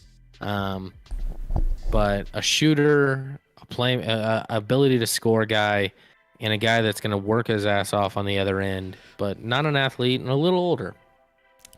Yeah, I mean, he's one of the top 4 in the shooting guard department behind arguably Jalen Green, Moody, Book Knight, and right ahead of, in my opinion, Keon Johnson as well. But his shooting percentage in college was fantastic. His efficiency, his box plus and minus, his steals, his block. I mean, he plays good defense too across the board. He has a decent 3-point percentage, offensive rating. I mean, he's up there with some of the other better players here. Again, you mentioned he's 24 years old, and he's a little bit older from what you would want. But, I mean, you're getting a really solid talent here that I think can be a really good player for. I think he would have been a really, really nice piece at 14 with Golden State. So I think Golden State might be bummed here not to get Duarte. That would have been a nice fit as well, after they passed up on Book Knight and took size and athleticism earlier on. Getting a guy like Duarte would have been like a nice combination there. So taking at 13, Indiana's happy to get him, and that team has some pieces. Certainly, you still got Brogdon there, you got Sabonis, so you definitely have some parts with a Duarte who's gonna probably, I mean, I would expect him to start this year. Yeah. If not, be the first guy off the bench, worst case scenario. Absolutely. Penix in chat waiting for Kispert. Kispert might go here soon. I think this is kind of... we're starting to get in that range. I would have been surprised if he was I didn't see him as a lottery pick, but right after lottery into the teens, early 20s, I expect him to falls somewhere in there. Now Golden State's on the clock. The pick is in, so I'll hit the chime here in a little bit once I see Adam Silver going to the podium. But they already took Jonathan Kuminga earlier on in this, so as far as that goes, you know, they got Klay Thompson coming back. Obviously, you got Steph Curry, so they went size with the first pick. We'll see how they end up going here is in this next pick here. Do you have any projections on where you think this one's going? Oh, actually, let's hold on that. I would love Trey Murphy here. Now, I'm going to go a pick and pop forward. They don't really have a piece like that on the roster. I'd like Trey Murphy. Moses Moody is the pick. The Golden State Warriors select Moses Moody out of Arkansas. Moses Moody. So we saw him, you know, kind of being in this range as well, depending on, you know, who was available and what they ended up taking here. But yeah, this is an interesting one as well for the let me pull this up in his player profile and we can get this rolling. This is great value here. Great value here. Great value. Yep. There we go. We have him at 12, but I think in our mock we had him going like 8. So yeah, this dude's gonna be productive. He's not like a super high ceiling guy. He's more of a floor guy. Not crazy athletic, but great perimeter shooting. Shot 38% at his size, and that'll continue to develop. On-ball defense, hustle. I love the comp. Mikal Bridges, he's actually a little more filled out than Mikal Bridges was coming into the league physically. But Mikal Bridges, we watched play pretty well in the playoffs. And I love that comp for Moody. And that's a nice piece. Obviously, right now, you're looking... I mean, there's a couple wings already in Golden State with Thompson and Wiggins still on the roster. Maybe they try and move Wiggins, but that's a big contract to move, so we'll see if they can make that happen. And Moody might take some time. He played 1 year at Arkansas, did put up 17.4 points. His true shooting percentage was almost 59%, so that's really, really solid. He was productive. He wasn't just a guy that put up points because he took a lot of shots. 38% from 3 in 1 year, 81%, almost 82% from the line. There's a lot to like about this guy. He's unselfish. He'll make the right pass. He's versatile on defense. He's intelligent. Like, there's a lot to like. I don't know if he can necessarily create for himself off the dribble, so that's not one of his strengths offensively. He's more of like a spot up guy or like a dribble and pass guy than rather a ISO guy, which is fine in Golden State. They have guys, but I would like someone that can maybe drive a little more. Can't really hit floaters, and not an elite athlete. But other than that, there's a lot to like about him. Average 17 points, 17.4 points, 37.9% from 3, 81% free throw shooter, 5.9 rebounds a game. So obviously, he can bring a lot to the table. Good stationary shooter, unselfish player who excelled off the ball quite a bit. Does a good job of reading the floor, making the right passes and the right moves when it comes to the offensive side of the ball. He struggled a little bit to generate his own shot, open shots against better defenders. So he'll need to get better at that. But he doesn't necessarily, for me, project as a primary scorer. I think he can be a guy that can get you some buckets on the side, but he's not going to be your go-to finish out the game, get a last-minute shot. So he lives off the mid-range, off dribble. He's needs to extend his range a little bit for 3 to continue to get better there. But I think this is a great pick. But the next pick is in, I believe, if I'm not mistaken. Yep. So let's hit it.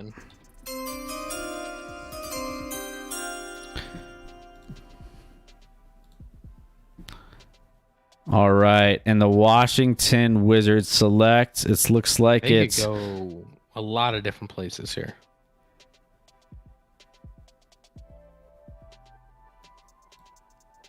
We'll see what they got here. Pull off Moody. So yeah, Moody. What a great value. Talking about a a player that passed away, I believe, right now, Terrence Clark. Oh, is that what we're On the, doing? Okay. Real quick, I don't know how long that's lasting, but that's what they were. While muted, I saw the screen of them talking about him, so that's why they didn't make the pick. I'm sure he's up there to make a pick, though. And away we go. All right. Who is it? The Washington's a wild card. I have no feel for where they're going here at 15. I mean, Corey Kispert was projected at one point, so maybe Penix will get his wish here. But I did when we stopped after the lottery last night. I said at 15 for Washington, I would have taken Kispert. That would have been my pick, but I've been wrong a lot so far, so that's probably not the pick. we'll find out here shortly. I hope you guys are doing well in the chat. Hope you guys are enjoying all of the draft coverage here. Brought to you live. All of our coverage, all of our insights. We hope you're enjoying it all. We're happy to be here on a Thursday night with you guys. So covering the draft top to bottom. We want you to, have some fun, throw some, some different comments in the chat, what you guys think about the NBA draft and what's going on here with your team. If you're happy, excited, upset, throw it out there. Let us know. Also, we have our goal is 2 followers tonight. So if we could hit 2 followers, that's going to be amazing for us, and we will be super stoked to have you part of the Action Lab family. So there we have it. So as we're waiting for Adam Silver to go through and get this pick underway, we'll kind of just hold tight here and see who this ends up being. Yeah, while we're waiting, I don't know. I missed if you probably didn't mention this. U.S. officially won in the semifinal against Qatar, 1-0. So they will await the winner of Mexico and Canada in the Gold Cup final. So, as I said, I believe we will win, and we in fact did. So, as we await this next pick in the draft, and as we have different things going on, I'm reading fun nuggets. We, not to be confused with the Nuggets. We talked about a lot, Orlando having a couple picks and how stacked their backcourt is. RJ Hampton and Jalen Suggs were actually roommates for Team USA's gold run when they were on a, under whatever age that was team. Really good friendship already, and are fired up to be sharing a backcourt together. So Orlando's going to be fun to watch. I think, Charlotte in that backcourt now with Bouknight and LaMelo Ball is going to be a lot of fun to watch. So some teams that maybe haven't been intriguing for a long time, making moves tonight that put them in a spot where even if they don't win games next year, they're at least going to be, there's different guys that rank like the watchability of teams. I know, who's in charge of the Ringer? He ranks basically NBA League Pass rankings for every team every year. So that's not even how good they are. That's how entertaining they are to watch. And those are teams that are going to be fun to watch. So if nothing else, that builds a brand and builds some faith in the long run. I think guard play is a lot more fun to watch a lot of times. So that builds excitement. So that's why I focus on the guards. Who do you think the pick is here? I don't know. So forever for Washington. I was kind of curious on that too, because honestly, I mean, if you have Russell Westbrook and Bradley Beal, and even ESPN hasn't updated their ticker because they said a 3rd star to complement Westbrook and Beal. So they haven't actually caught up to the times here that Russell Westbrook is not part of this team anymore. However, you do need a replacement for Russell Westbrook, who, obviously you ran the offense through here quite a bit. So from that standpoint, there's still some names on here as far as our... Is there a point guard, though, with good value? I don't feel like there's a point guard here. I mean, you have a guard in Keon Johnson, who's our top currently on our best available board. Yeah, I don't love that fit with if Beal stays, I don't love that fit though. Yeah, not great. Corey Kispert obviously is not a good fit necessarily either. I mean, Yeah, Kispert would be fine. I wouldn't be ecstatic about that pick, but I don't think him and Beal would be fine together. you still have Jared Butler out of Baylor, Sharif Cooper out of Auburn. As far Keep as bringing up Trey Murphy, Kai Jones is still on the board if they want to go big. yeah, so there's some And a couple international bigs that we thought, one in Alperen Seguin. Alperen, and then out of Real Madrid you have an athletic big in Usman Garuba. Yep. Who's not fully a big, he's more of a forward, but an athletic defensive guy. So a lot of choices here. Like, we're getting to the point in the draft where it's more about preference and fit than it is like clearly taking the best player. Now you have a mix of a lot of teams will value different players differently. So it's becoming a lot more of a wild card, even if it wasn't enough wild card before, because we've been surprised certainly with a few of the picks, no doubt. So this has been the longest clock ever. I literally was just about to say, do the Washington Wizards have like 20 minutes to make a pick? I get that there's like these little like highlights and different like stories, and I get that. They still have this third star to complement Beal and Westbrook. There's Kispert sitting. I mean, Kispert's looking good, man. He's got the nice flowy hair. You know, he's ready to go. I just saw the pick. I got hinted at the pick. All right, here we go. I'm gonna just chime it out there.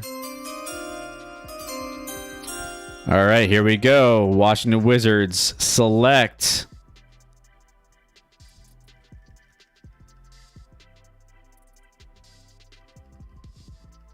Corey Kispert. There you go. P Nix in the chat. I hope you were waiting.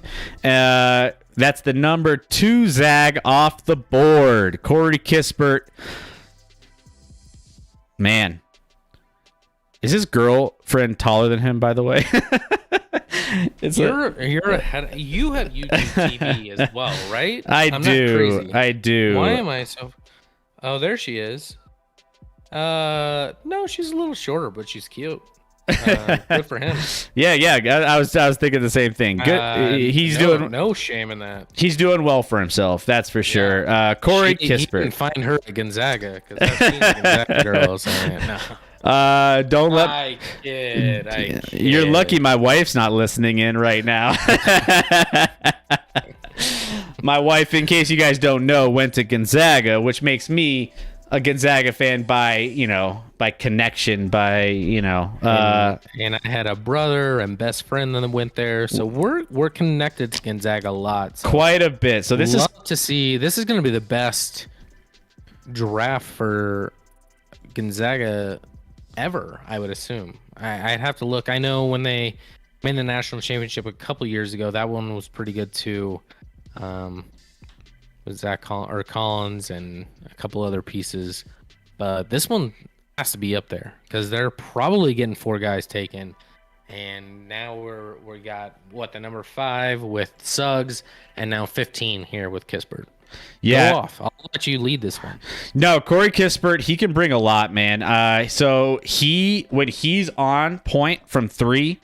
He could be one of the better shooting 3-point shooters in the country. He's big and tough for a guard, as far as a lot of these go. And I mean, he does have some, issues with consistency. I mean, he kind of didn't have the greatest tournament, in my opinion, of the Gonzaga roster, especially like down the stretch. You needed a big bucket from him, and he kind of just, didn't necessarily shriveled up a little. He didn't necessarily give you what you needed.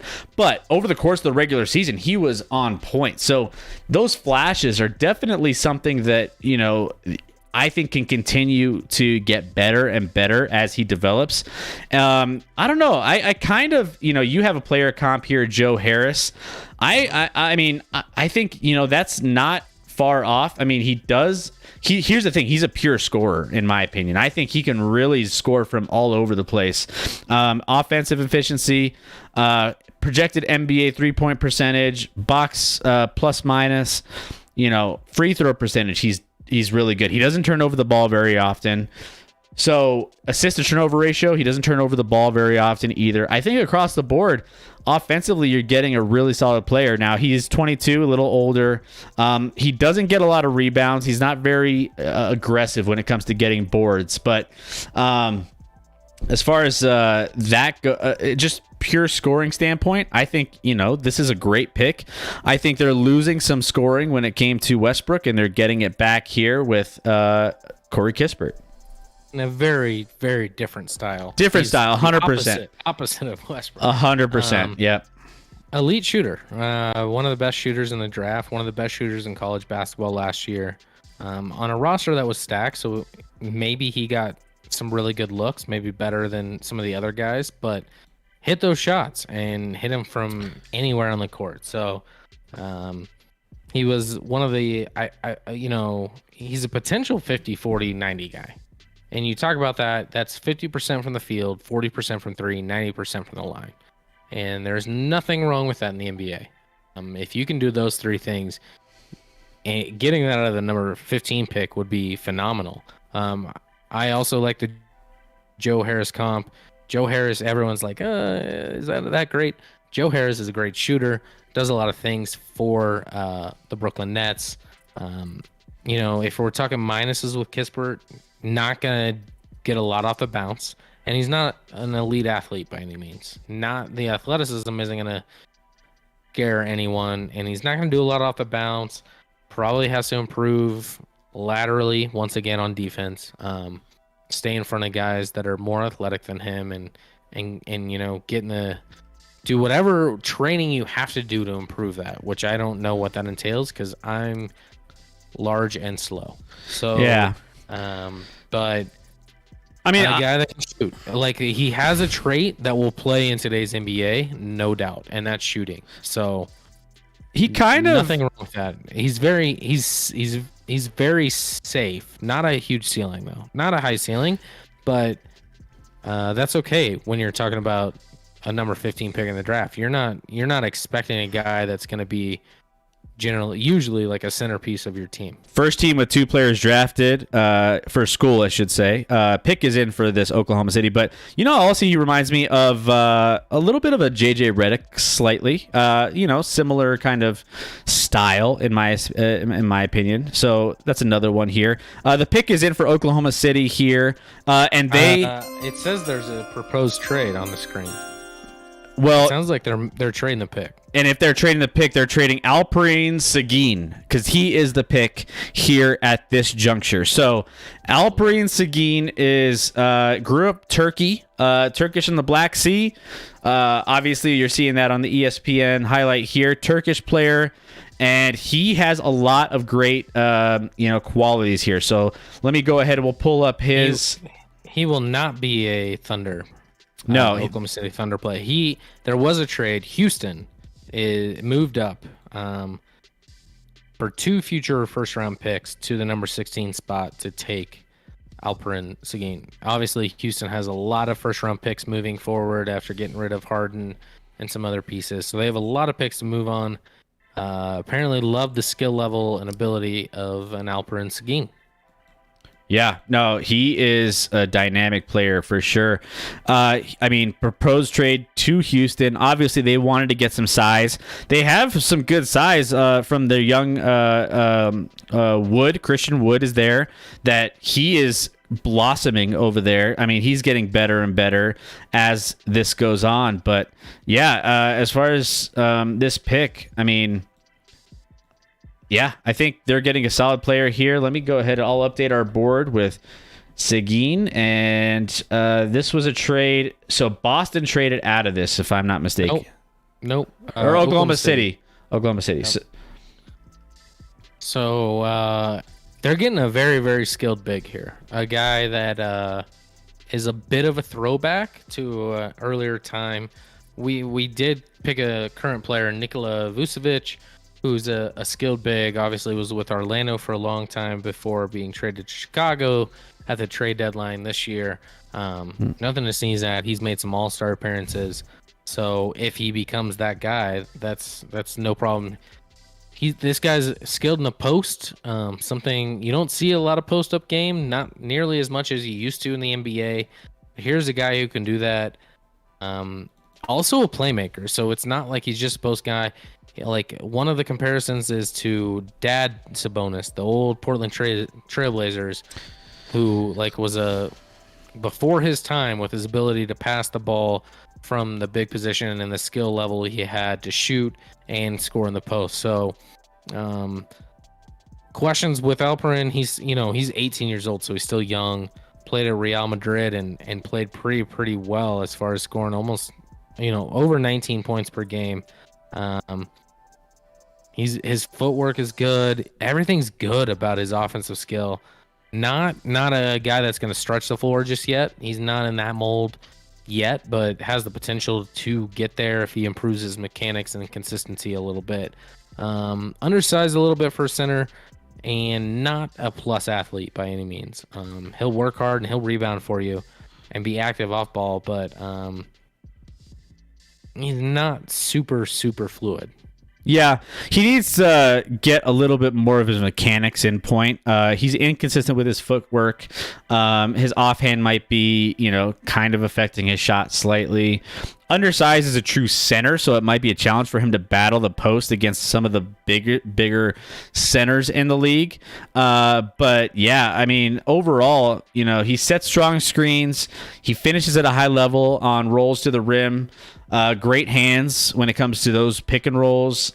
Excellent passer. Upside to be, one of the best offensive guys when it comes to bigs being able to move the ball around the court. Yeah, honestly, good on-ball defender. Potential if his athleticism improves, which I think, who knows? I think, he can potentially get a little bit more quick on his step when he starts getting with some of these NBA coaches and try to get him into training camps and get him better and better. But yeah, we'll see what happens here. Mayday in chat, and the ball game is over. USA 1, Qatar 0. All right. Macaulay Jones 96, you two are turning me on NGL. I wish I was cool enough to know what NGL means. Macaulay. How you doing, Macaulay? How you doing? Yeah, Macaulay, how you doing, my friend? Phoenix made a good point in the chat. Kispert and Rui, two Gonzaga alums going at it, playing together again in Washington. So for those Gonzaga fans out there, that'll be fun to watch. Oh. And all of a sudden, we're moving. We're on to the pick number 17 in this draft.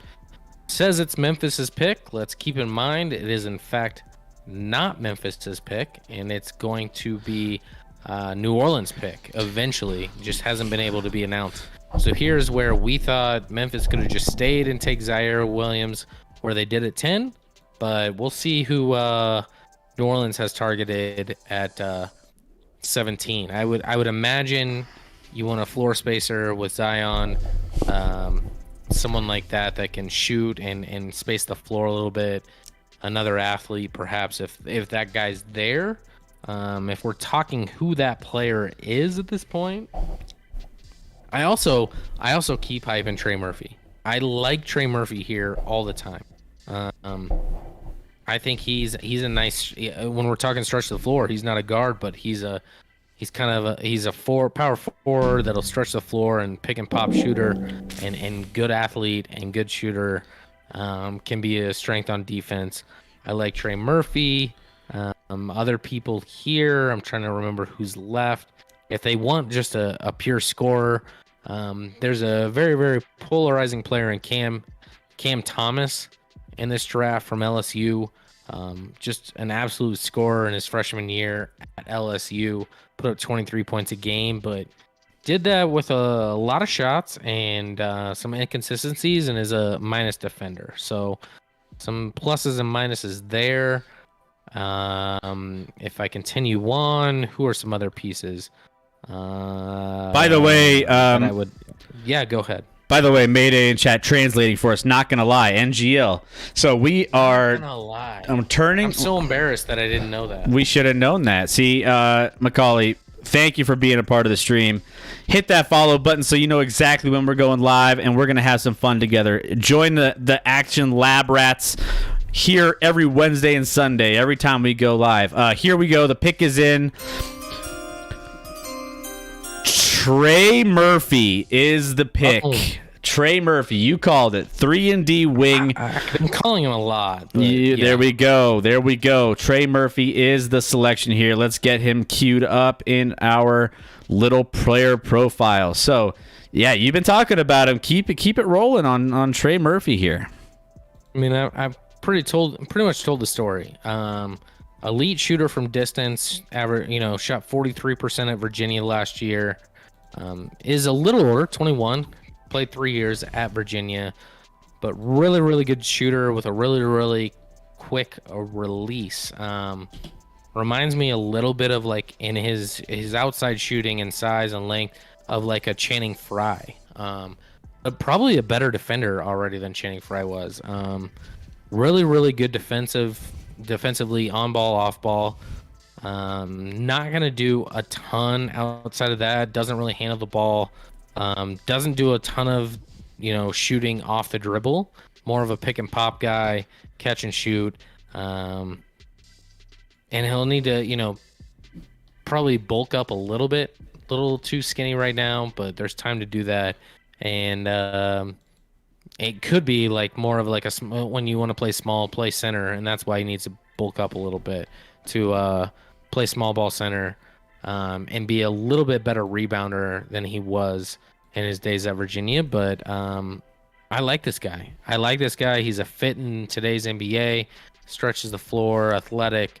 I like him. He's a good piece. Yeah, on-ball defense, off-ball defense, knows what's going on. Perimeter shooting is on point. 11.3 points, 43% from three, 92.7% free throw percentage. So he's an elite shooter with quick release, obviously, as you mentioned. Reliable passer who keeps the ball moving, makes quick decisions, executes simple plays, can make accurate passes off the dribble. Excellent defensive fundamentals. So awareness, quickness, length give him significant potential, on the defensive side of the floor. So that's going to be a huge, huge piece whenever you're wanting to get some, big stops in the NBA. I think this is going to be amazing. So displays good habits, boxing out when he's near the rim. He has a lot of those good fundamentals, but I think he can get a little bit better at his ball handling. I think that's something that could improve a little bit more. Dribbling skills, unproven. He still can prove himself a little bit better shooting off the dribble, and then. I don't know. I think he can, coming off of movement and mastering his skill when it comes to shooting from that standpoint as well. But overall, I think, he's a really solid prospect. Again, elite shooter. I think he can even get better in the NBA. So we'll see what he can add to. Here's a hot take. Memphis and New Orleans obviously made a trade this week. Memphis moved up to the 10 spot. New Orleans moved back to the 17 spot in this trade. Trey Murphy taken at 17, Zaire Williams at 10. I think Trey Murphy at 17 has a better NBA career than Zaire Williams does. So not only did they make a trade to add important pieces to the roster, but they moved back in the draft and got a better piece than the team that moved up in the draft, in my opinion. Yeah, no, that's right. I mean, that's value. I mean, your opinion is right, unless we're talking about any kind of Kansas City Chiefs. Check that TikTok. Check that TikTok that I made today. I felt like that was a very biased TikTok. Was it though? Was it biased or accurate? I don't know. We were missing Herbert. I didn't see Herbert on there. I think it has the most views and likes of any of our TikToks. So if we're going to competition here, when you say I'm biased, it got a lot of agreement out there. A lot of agreement. I'll give you that. It's getting some traction, so I'm not too worried about that. But yeah, no, I love your hot take. I don't even think it's a hot take. I think it's a really good take considering, yeah, like. a team that traded up. Just if you look at it at the surface, a team that traded up got a worse player than a team that traded back, right? Mm-hmm.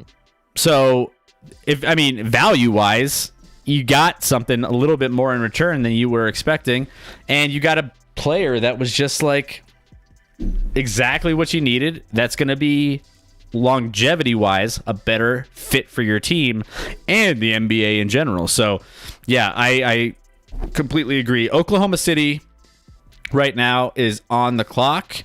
They're always on the clock. They're always on the clock. Do they have every pick in the draft? They might have every pick. They might as well just call this the Oklahoma City 2021 draft because they have every pick.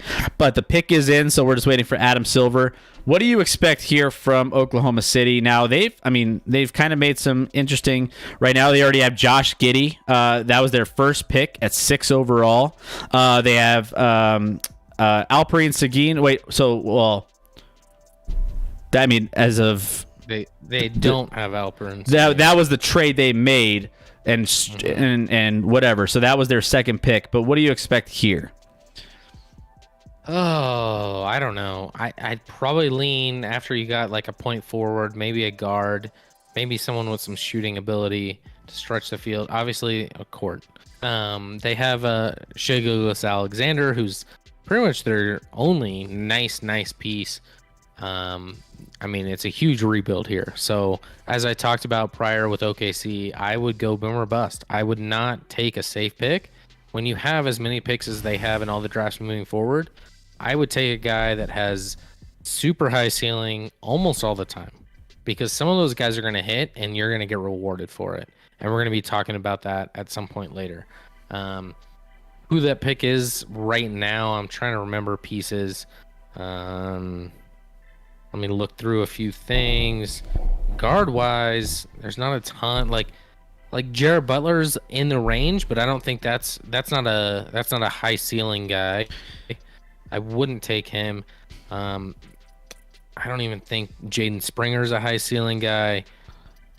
Sharif Cooper, I talked about getting a shooter though, and he's more of like a floor general and distributor. Well, here we go. We're gonna find out here. Who we got? We have Adam Silver walking up to the podium. We will see here now. The pick is in. The Oklahoma City Thunder select Tre Mann. Tre Mann is the choice here. So, Tre Mann out of Florida, guard. He was the 2020-21 first team All SEC out of Florida. So, great player, dynamic pick and roll game is pretty solid, and averaged about 16 points last season, 5 rebounds, 3.5 assists. So that's where we're at with Oklahoma City with this pick in the draft. Yeah, this pick actually makes sense. I don't know if the value's great, but it's a fit with what I think they should have targeted. Player comp here, D'Angelo Russell. He's not quite he's super similar, but not the passer that we thought D'Angelo Russell was. I don't know if he's proven to be that in the league. Here's a guy, really, really good ball handler, great shooter, whether it's off the bounce or catch and shoot. He can do any of those step backs. Really, really good penetrator and floater in the lane. So offensively, you're going to like a lot of it outside of he's not going to be an athlete. We talk about it. Not an elite athlete. Here's what's weird about him. He grew 2 inches after his freshman year at Florida. So he would have been like that, skyrocketed his draft potential. Like if you think 2 inches isn't a big deal, it's a huge deal when you're talking about draft potential. So maybe he's not even done growing. Like he's through his sophomore year now at Florida. He might have the ability to grow a little more. He put on 2 inches and 15 pounds after his freshman year.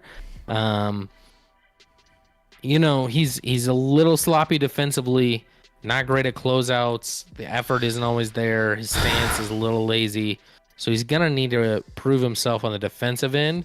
But you have a really, really nice piece offensively. Can create his own shot, can get himself in the lane, good from distance, 40% from 3 last year, 83% from the line.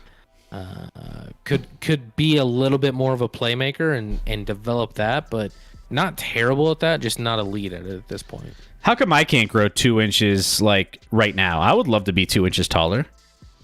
Hey, we made Macaulay grow 2 inches tonight.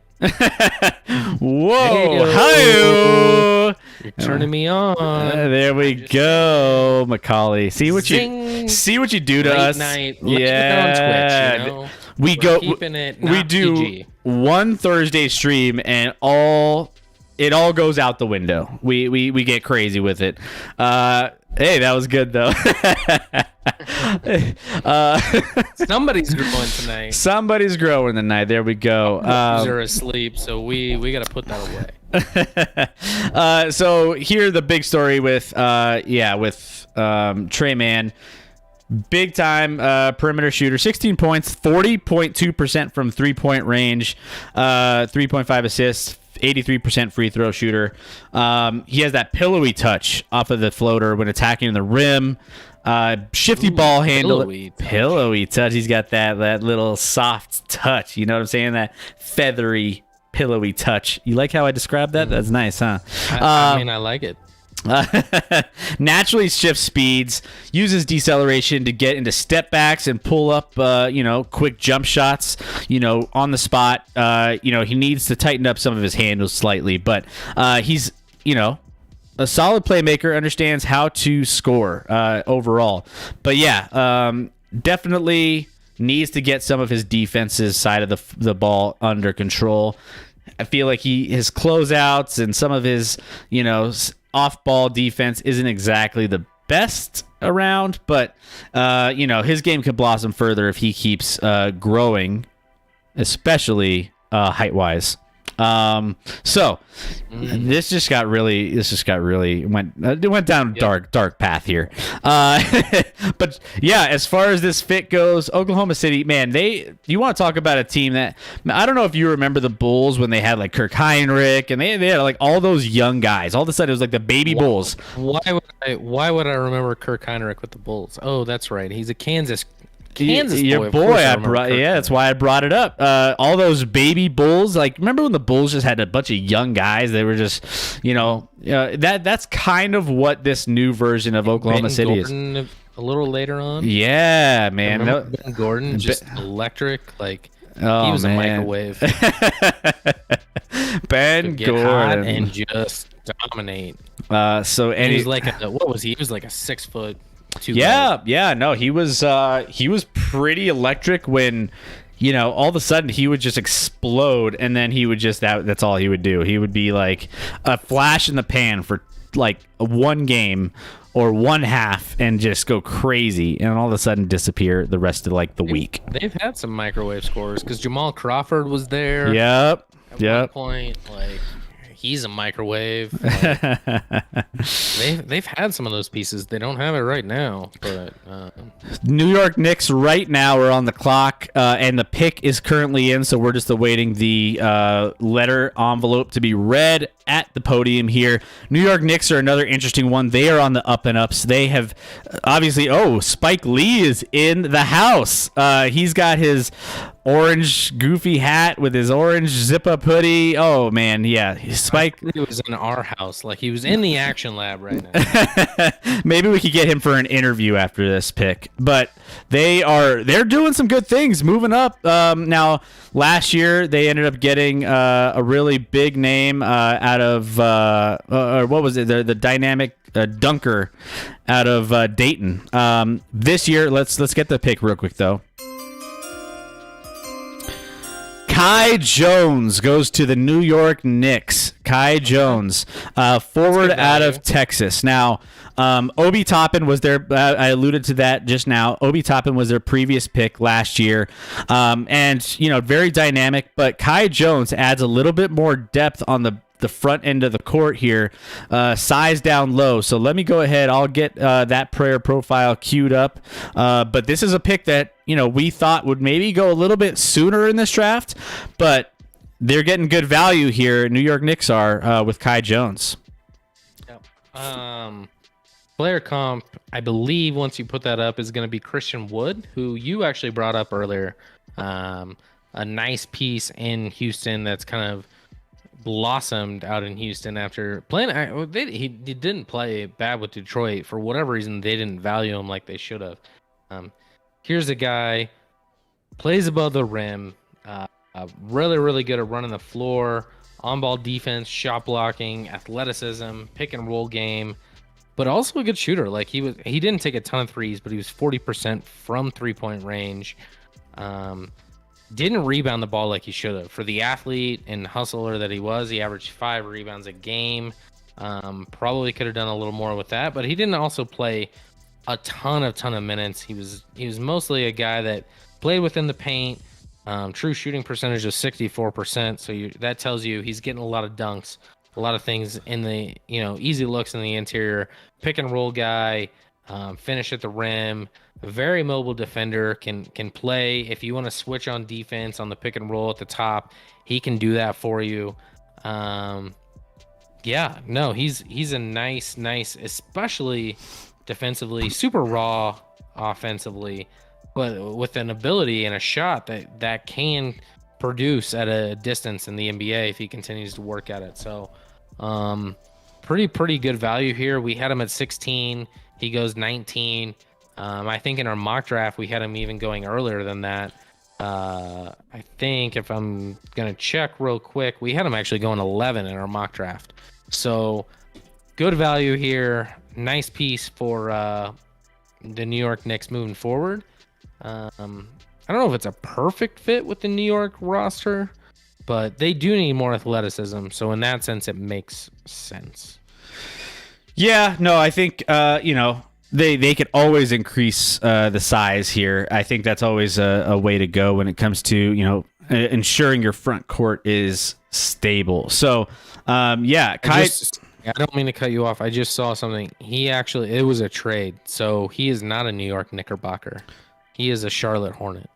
Got it. I don't know the details of the trade, but he is actually a Charlotte Hornet at 19. Okay, well, I like that as well. So, even for Charlotte, we've talked about how fun they're going to be in the backcourt. Now you get an athletic big, a guy that a pick and roll with LaMelo Ball, and this guy is going to be lethal. Yeah, no, that's going to be incredible. Lethal rim running threat. He's a bouncy athlete, gets to the rim with ease for lobs. You want to talk about someone who can get you lobs? Who can get you lobs in Charlotte? I think LaMelo could. LaMelo is the king of lobs. So Kai Jones is going to thrive with this offense. Straight line driver, fluid pulling up for jumpers off the dribble. Results aren't quite there yet, but bigs who can generate their own shots from a perimeter are hard to find. So I feel like that is a really good, solid piece that he can add to his game. Very athletic, on-ball defense, shot blocking. He plays good defense from that standpoint as well. Incredibly mobile on the defensive side, switching across positions, trying to stay in front of his defenders and elite scorers. So I love all of those attributes, and I think this is. I like this pick a lot for them. I think this is a big pick. I do too. Not too much to hate here. I think all of the offensive side of the ball combined with what he could do on the defensive side really make Charlotte a little bit better here. Inconsistent mechanics when it comes to sometimes when he shoots, sluggish on decision making slightly. So so there's a couple little things that maybe kind of go against him here, but overall I really like this pick. Yeah. I we'll have to see what the trade was. All I've seen is actually Knicks are trading the 19th pick for a future first round pick from Charlotte. So I don't know what year that is, how protected it is, but future first goes to the Knicks for Charlotte to add a piece. And so far, I love what Charlotte's doing in this draft. I'm most excited about them. If I have a winner so far, I put Charlotte right there. They're getting some shooting and athleticism to go with LaMelo Ball and some nice pieces moving forward. So MJ, man, he's doing it in the front office, and he's doing it. He's putting together the team on the court.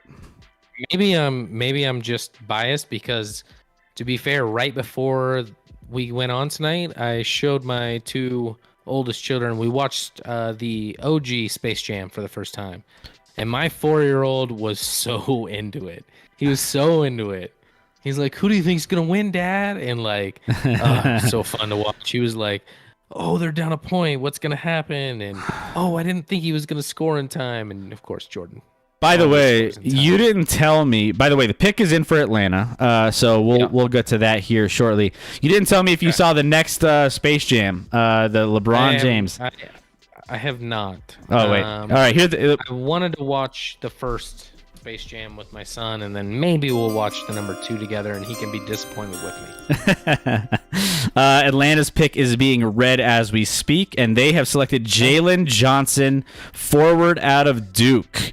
Jalen Johnson is the pick here for Atlanta. So, Jalen Johnson, a Dookie here. I mean, Jalen Johnson. Not your traditional Dookie. No. 2 games. In 2 games with them, he had 15 points, 15 rebounds, and 13 total. I think, what was that? He quit on him, so he left mid-season. Yeah, he decided he was prepping for the draft.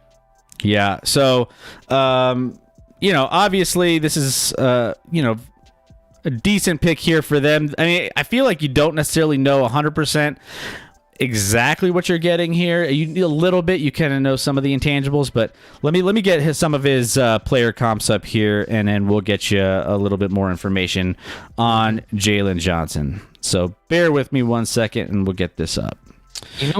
You have to find these names, and I did it by first name, so I apologize. And there's so many guys that have the same name. Jalen, there's 3 Jalens now already picked. With Jalen Johnson, Jalen Green, and Jalen Suggs. So there's a bunch of Johnson. There's some Isaiahs. Like, I don't know, man. Let's mix up the names a little bit. And I'm named Scott, so I can't say anything. I don't know what I'm talking about. But irregardless of this, we got a comp of a friend of ours now with the Nuggets, and Aaron Gordon. I said that comp, and it wasn't even my favorite comp. Right now, really, really good athlete in Jalen Johnson. You have to wonder where he's coming from a mental vantage point. Left Duke early, bounced around in high school. He played at so many different high schools. You would have thought he was in high school for 12 years with how many high schools he attended and moved off of. So maybe might be a difficult guy to coach, in my opinion, just based off of that track record. But at this point, you're basing it on his athleticism and his ability, and his talent level is not questioned. He was one of the most talented players coming out. His freshman year, he didn't quite produce like everyone expected. 11 points, but 44% from 3, but only 18 attempts. So not a ton of attempts. So a good playmaker on offense. Not really a low post or a post scorer at all, or an interior scorer at this point. From your point, not a point forward in the sense that he could post up and do those sort of things. And not a great shooter. He's not a guy that can stretch the floor. I know I referenced his 44%, but that's on 18 attempts, which just tells you like he's not comfortable from shooting from that range at this point. Not a great free throw shooter. Really poor in that. Doesn't finish at the rim great. Like this guy to me, I know we had him ranked 15th, but I actually hated him ranked 15. I basically based that off of other people's opinion and not mine, because I don't love this guy. I don't like him. I don't like his attitude. I don't like his skill level. His athleticism is good, but other than that, I don't see this guy producing at the NBA level long term. Yeah, shades of. I've also seen shades of comparisons to R.J. Barrett, Rudy Gay, maybe a little bit bigger of an R.J. Barrett, but active rebounder who can grab grab and go on the break, versatile on ball defender with some lateral quickness. But I'm kind of with you. I mean, I feel like there's a lot of intangibles here that just don't match up for me. Again, is not a very effective shooter with, he's kind of got some like rigid mechanics, right? He, hit more than half his shots off the catch, but his form, low free throw percentage, lack of success shooting lower levels doesn't inspire a lot of confidence in what you're getting here in this pick. So, adverse to, what we've seen from him, I just don't know. I think character is a big thing when it comes to the NBA. You want a guy that's going to be bought in, who's going to be... I feel like this guy's going to bail on your team the minute he's not happy or the minute he wants to move. He's done that his whole youth, and he's not going to, change that now. So you are what you are, and that's what I think this is for the Atlanta Hawks. I don't love this pick. If I was an Atlanta Hawks fan, I'd feel a little bit kind of empty after this pick. So, I don't know. Again, athleticism, playmaking, rebounding are all going to be what you're looking for from this pick, but I just don't know if I see a ceiling that's big enough for me to take him in this draft. So that's just where I'm at with this one. But we have another player that is on the or another team that's on the clock, and that is the New York Knicks, actually. So they will be actually taking this pick shortly, and we'll see what they end up doing here. But yeah, this has been overall an interesting draft. I kind of agree with Scotty in the fact that I really, really like what Charlotte has done so far.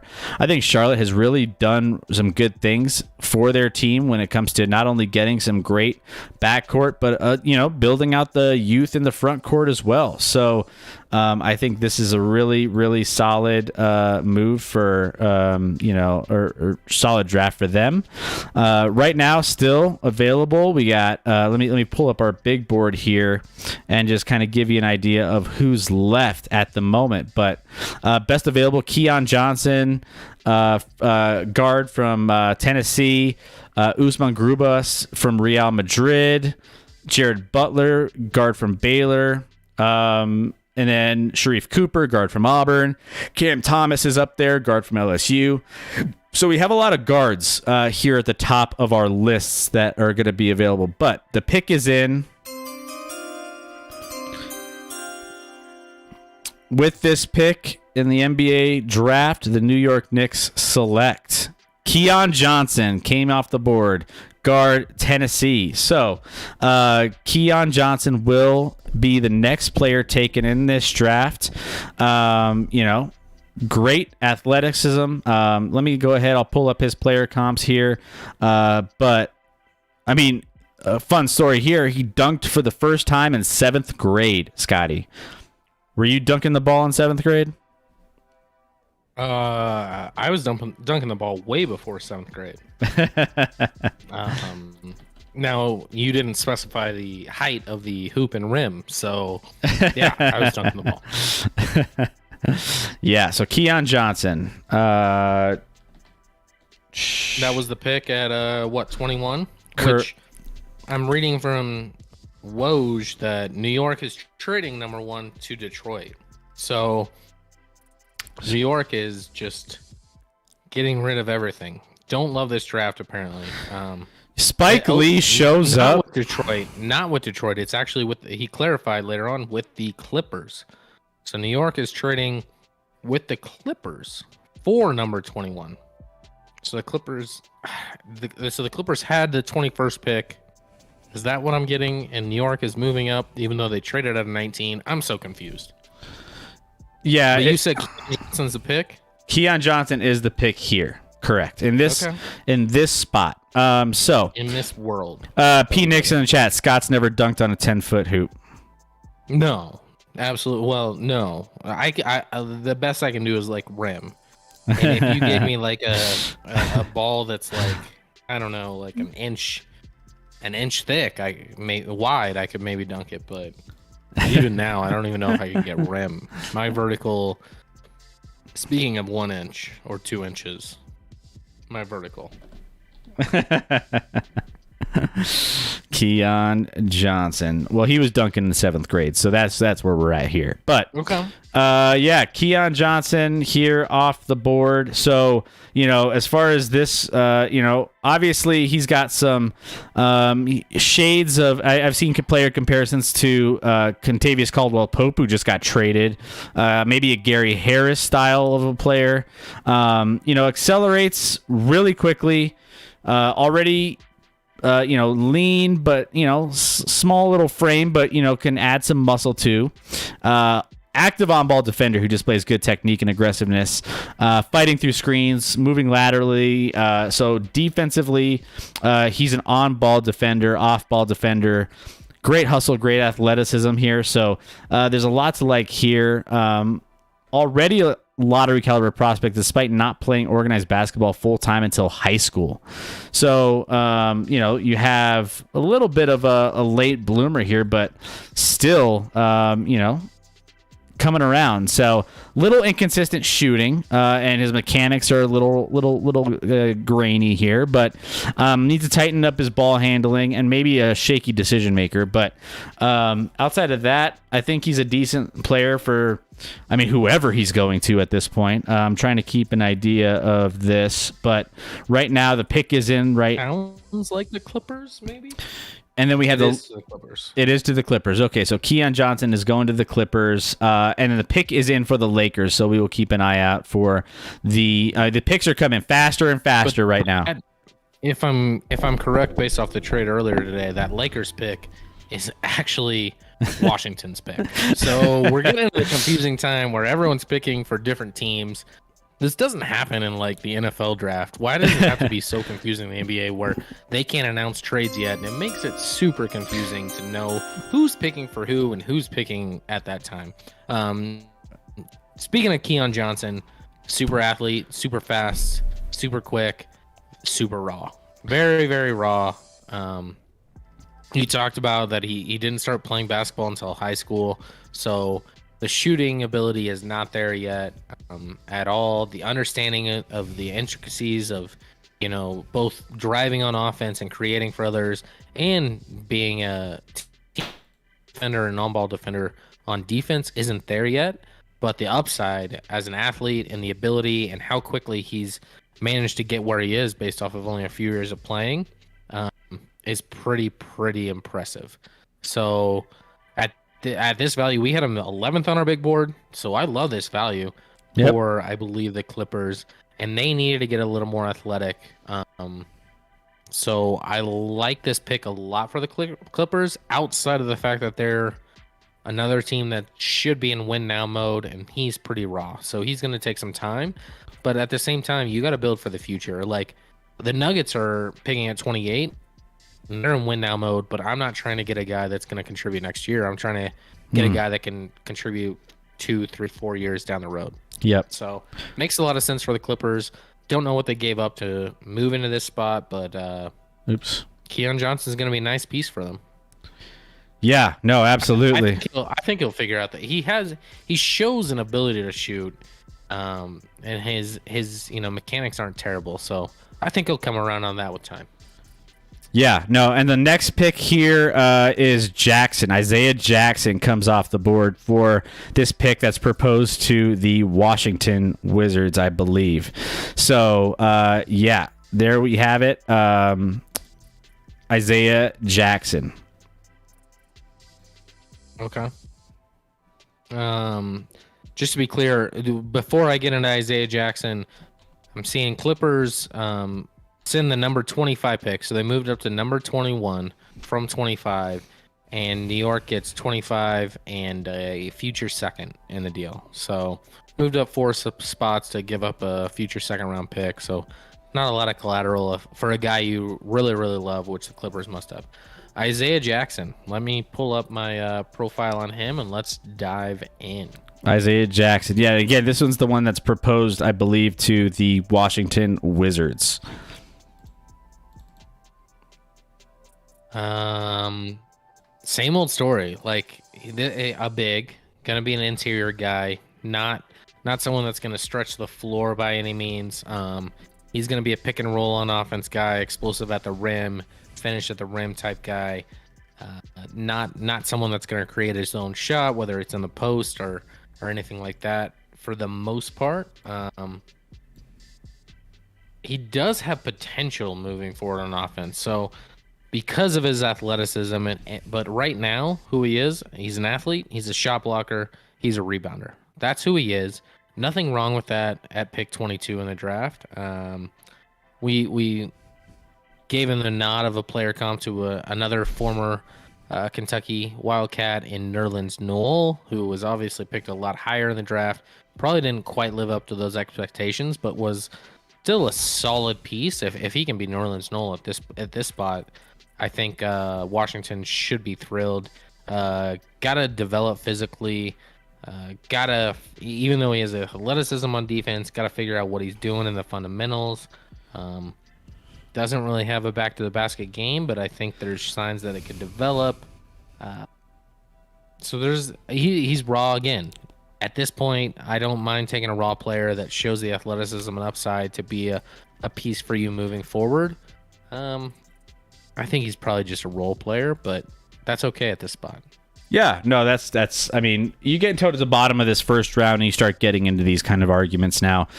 He's a great athlete, a lot of athleticism, just leap out of the gym, and then also, I mean, just shot blocking and rebounding. Like, he's one of those defensive presences that he can come in, protect the rim. Fundamentally, just sound on defense.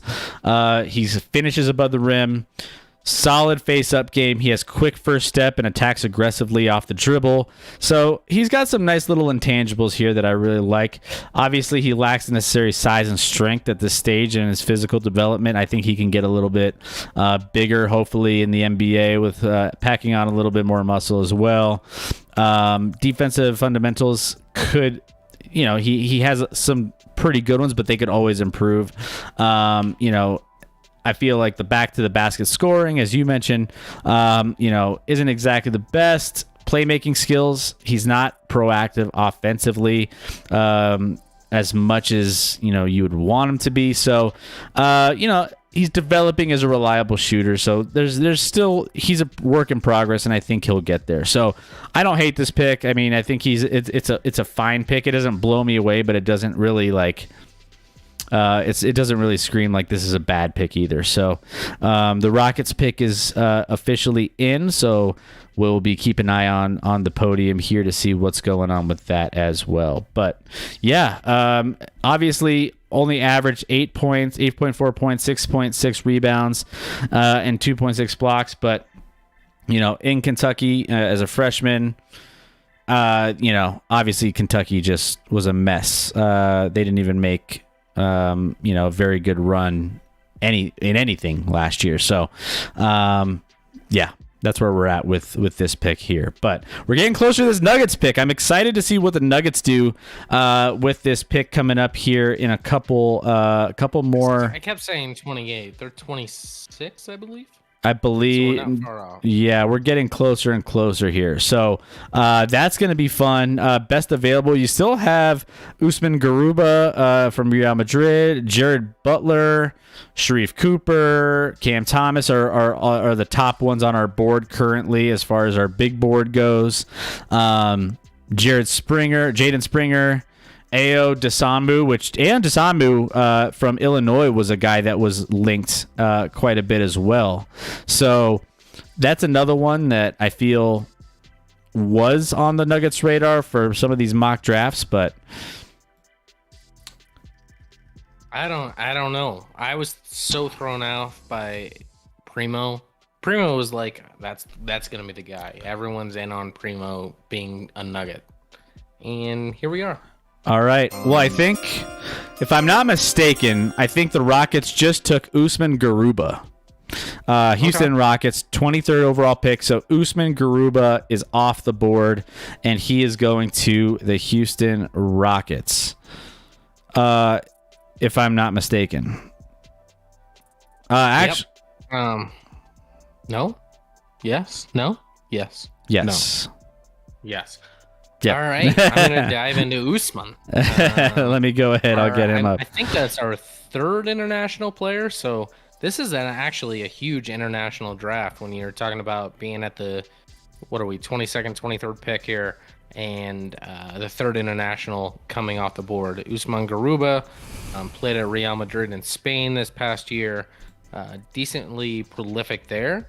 Profiles as a defensive guy. No doubt about it. You see the player comp here, OG and Anube. So an athletic freak, really, really good defensively, especially on ball, and the motor is nonstop. So that's what you're getting here, and that'll play at times, and that'll be a nice piece to have. Offensively, didn't provide a lot last year with Real Madrid. Didn't get a ton of minutes either. At his age and on a team that was more experienced than him and better than him, but offensively, it's a work in progress. But even OG coming into the league could not shoot from 3-point range. That's not something he could do. And here we are now, and he's made that happen. So we'll see if Usman can, translate his offensive game. But if nothing else, you're getting an elite trait on one end of the court. I'm so confused. It looks like the Rockets are still on the clock. Oh, I think they have back-to-back picks because. Oh, you're right. You're right. They have 100 100 picks too. I'm like, wait a minute, did I miss something here? Yeah. So Usman Garuba, on-ball defense and hustle. I mean, that's kind of where his bread and butter lies. I mean, he's a really solid player when it comes to just being able to hold down the paint. Skilled passer who immediately finds the open man and delivers the ball with precision. So, from that standpoint, we're seeing a lot of that in the NBA now. It's starting to be the new trend. Obviously, Nikola Jokic has been one of the leading big men passers, but it's starting to get more and more common in the NBA based off of if you can find the right players on the court and have the vision from your center. I mean, that's a huge way to get, open shots for your wings and be able to, get the other players on your team involved in the offense. But switchable defender with the bulk of the handle, with the bulk to handle bigger players and, be able to match up against quicker wings and even some guards potentially. So I think he does. This is more of a defensive pick more so than anything else. Only averaged 5.7 points, as far as that goes, but doesn't have a big vertical, which, kind of, he's not a bad finisher around the rim, but he's not a great finisher around the rim.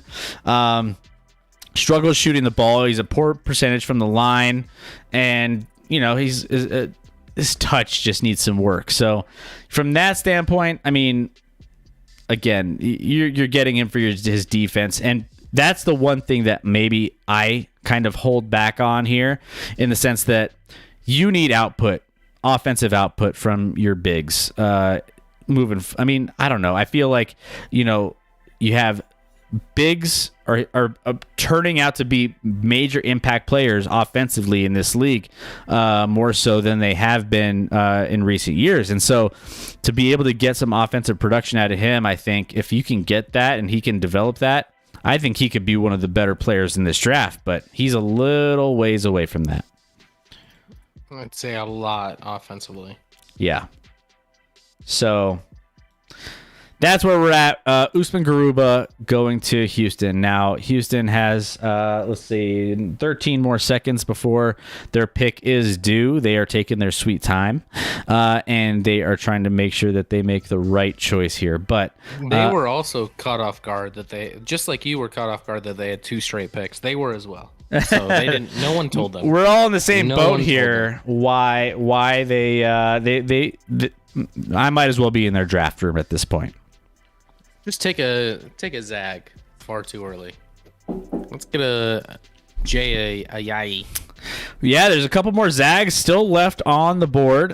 So we'll see who ends up coming off here. But I don't know. It's gonna be close. There's still a few more picks here, but we're getting closer and closer to, again, that Nuggets pick, which I'm really, really excited to see what they end up doing with. What I love is I want the Nuggets to take a dynamic 2 guard And there's some guys there that are like the right value here. So, guys like a Josh Christopher, out of Arizona State. You talked about AO, who's more of a point guard.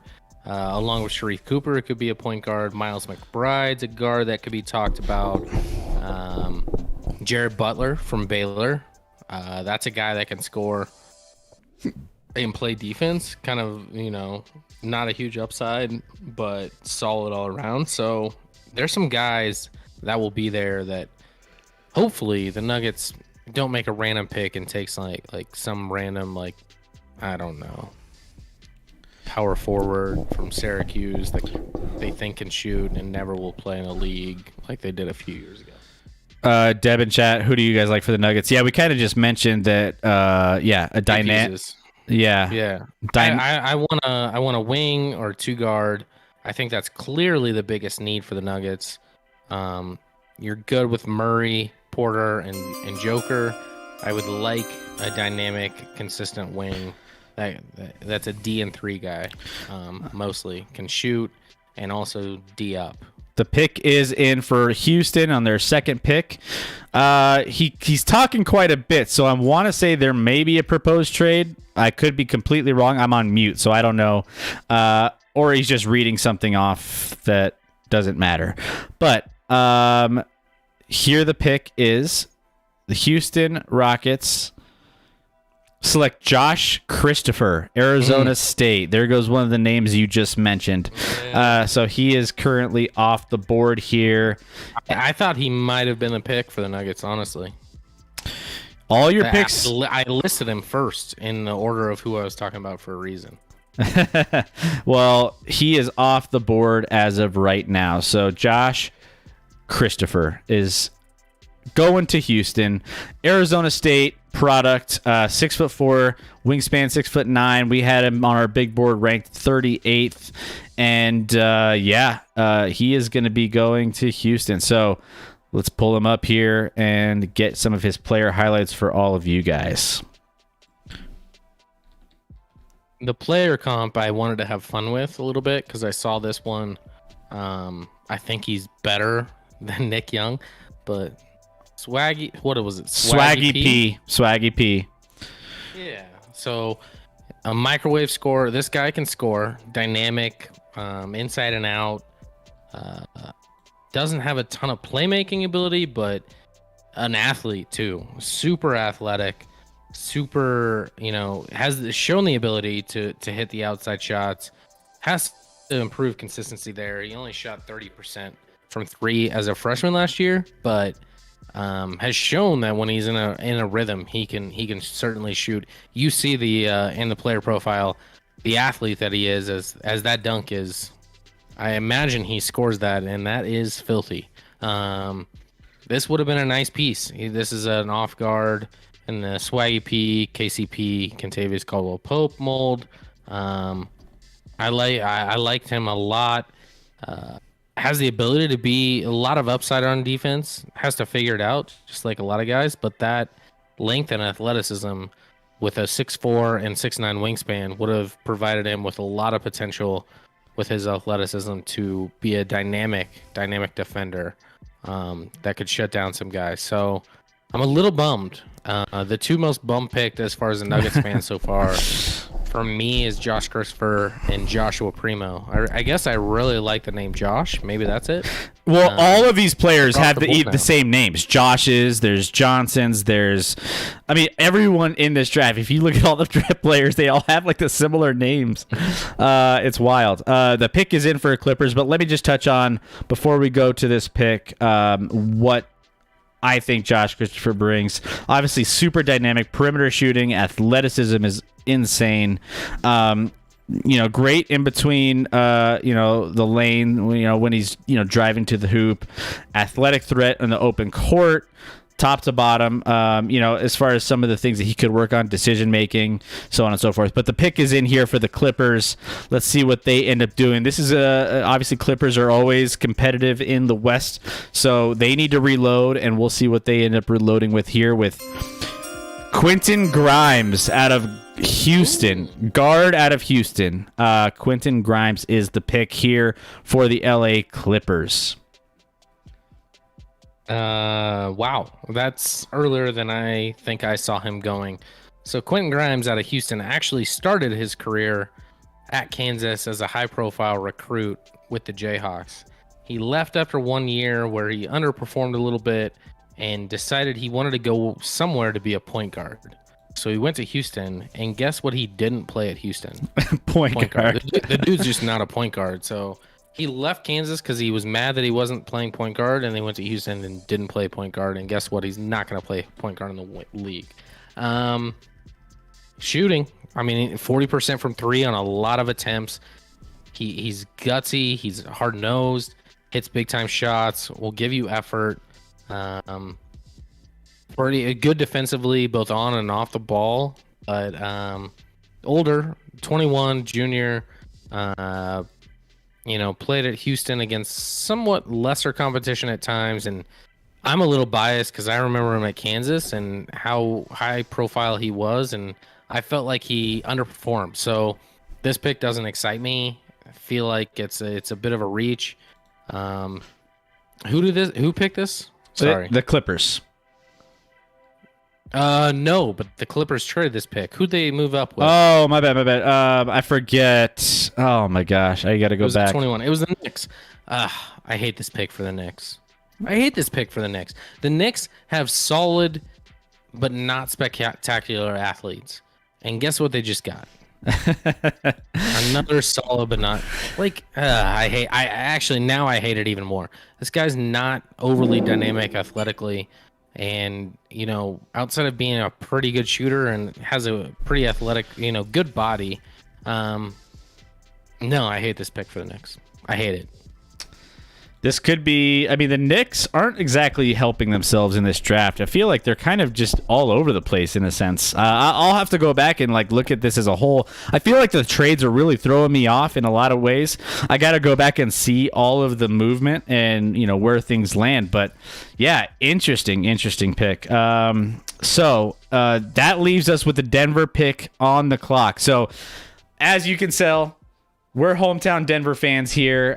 You got your Nuggets gear. I got my Nuggets gear. We're hometown, big time Nuggets. I got my Nikola Jokic basketball here signed for good luck on this pick. So hopefully we have a really solid pick here. Now, a wing or a backup point guard seems to be something that the Nuggets could potentially utilize. Backup guard at some level. Monte Morris just got LASIK today, so he said he hasn't been able to see before, so maybe we get a backup point guard. Can you imagine if Monte can all of a sudden see and he just shoots light out? He was shooting decent last season. I feel like towards the end of the year he was on point, and I loved his decision making.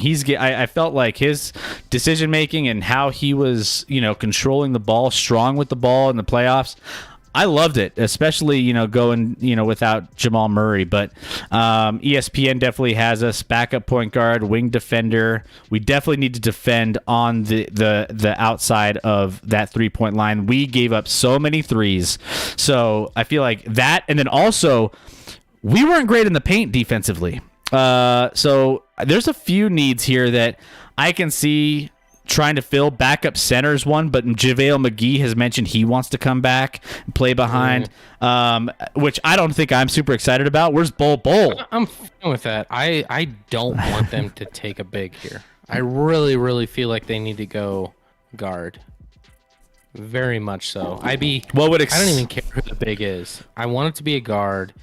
If you had to pick a player still on the board here that you'd like them to, I know who I'd like. Do you have a guy in mind? Let me see who we got here. Best available. Sorry to put you on the spot, but no. There's. Let me see here. Jared. Honestly, I want to go with the best shooter that's available. Shooting to get big shots off of Nikola Jokic is going to be a really big thing for me.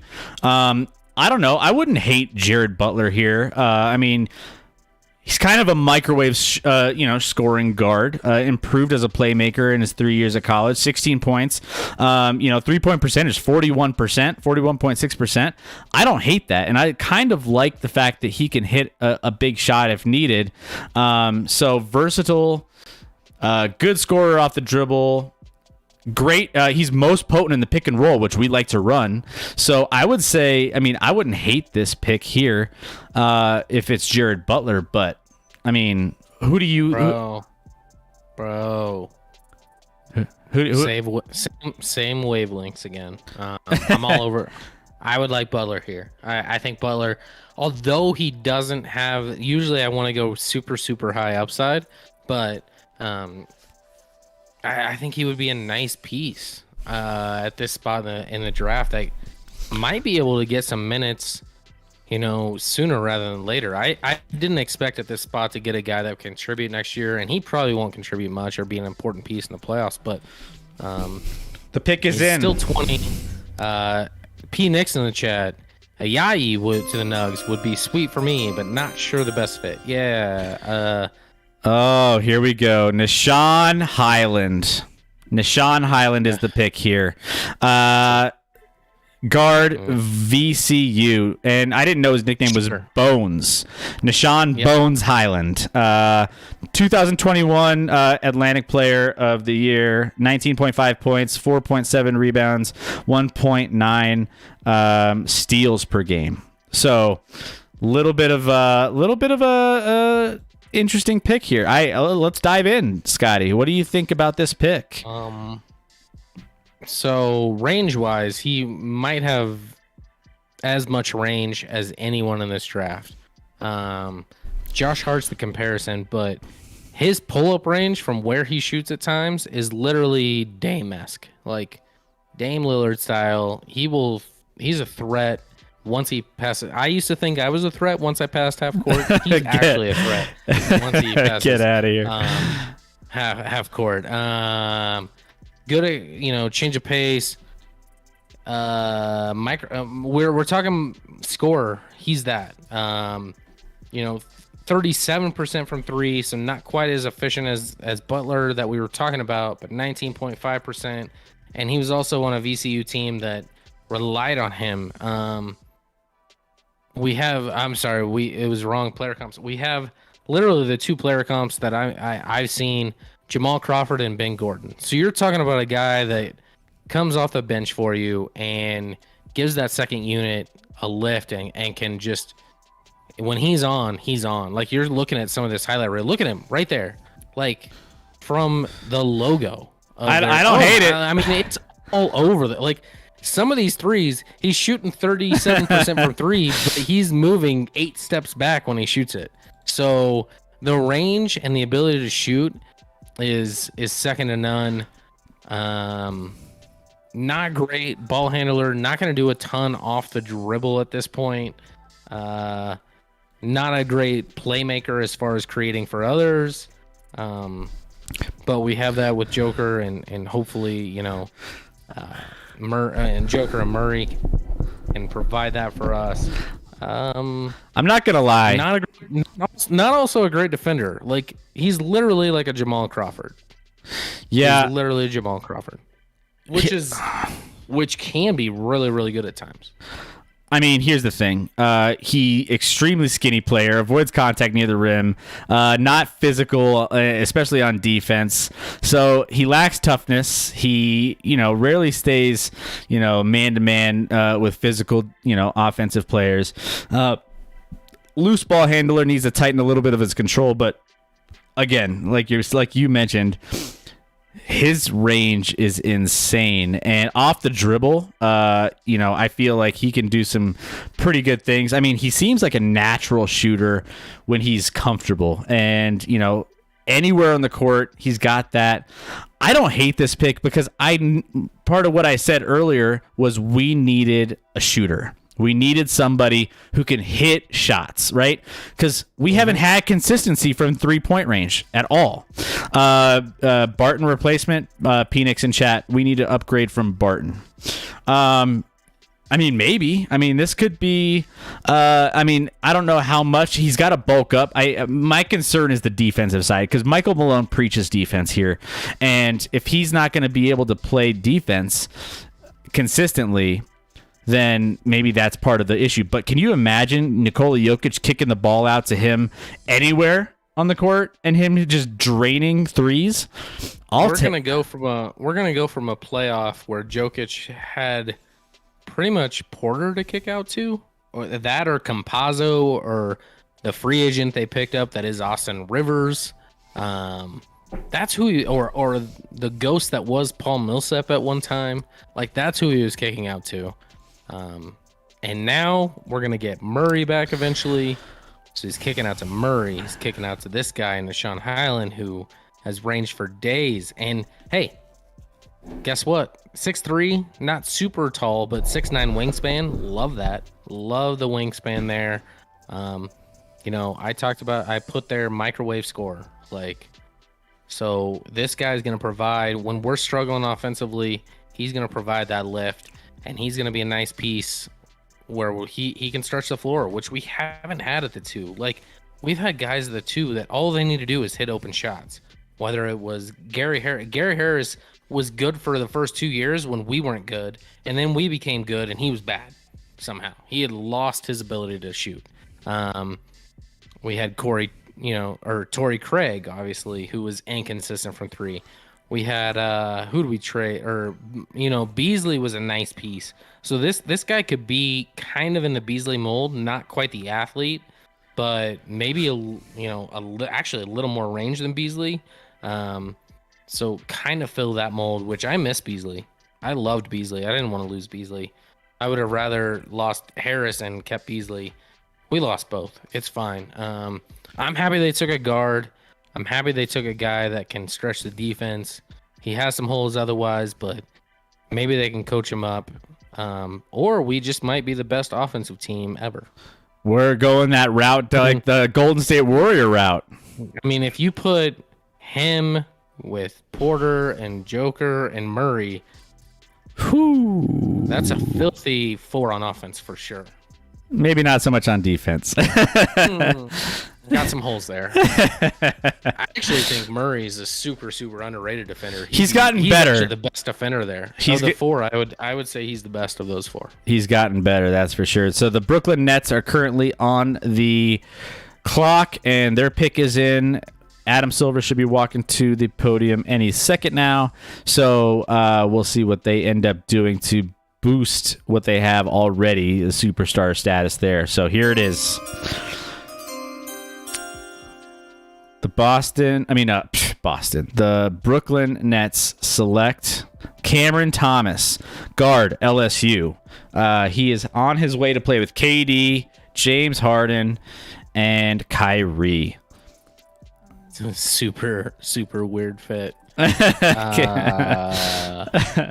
Speaking of offensive explosion, that's all he is offense.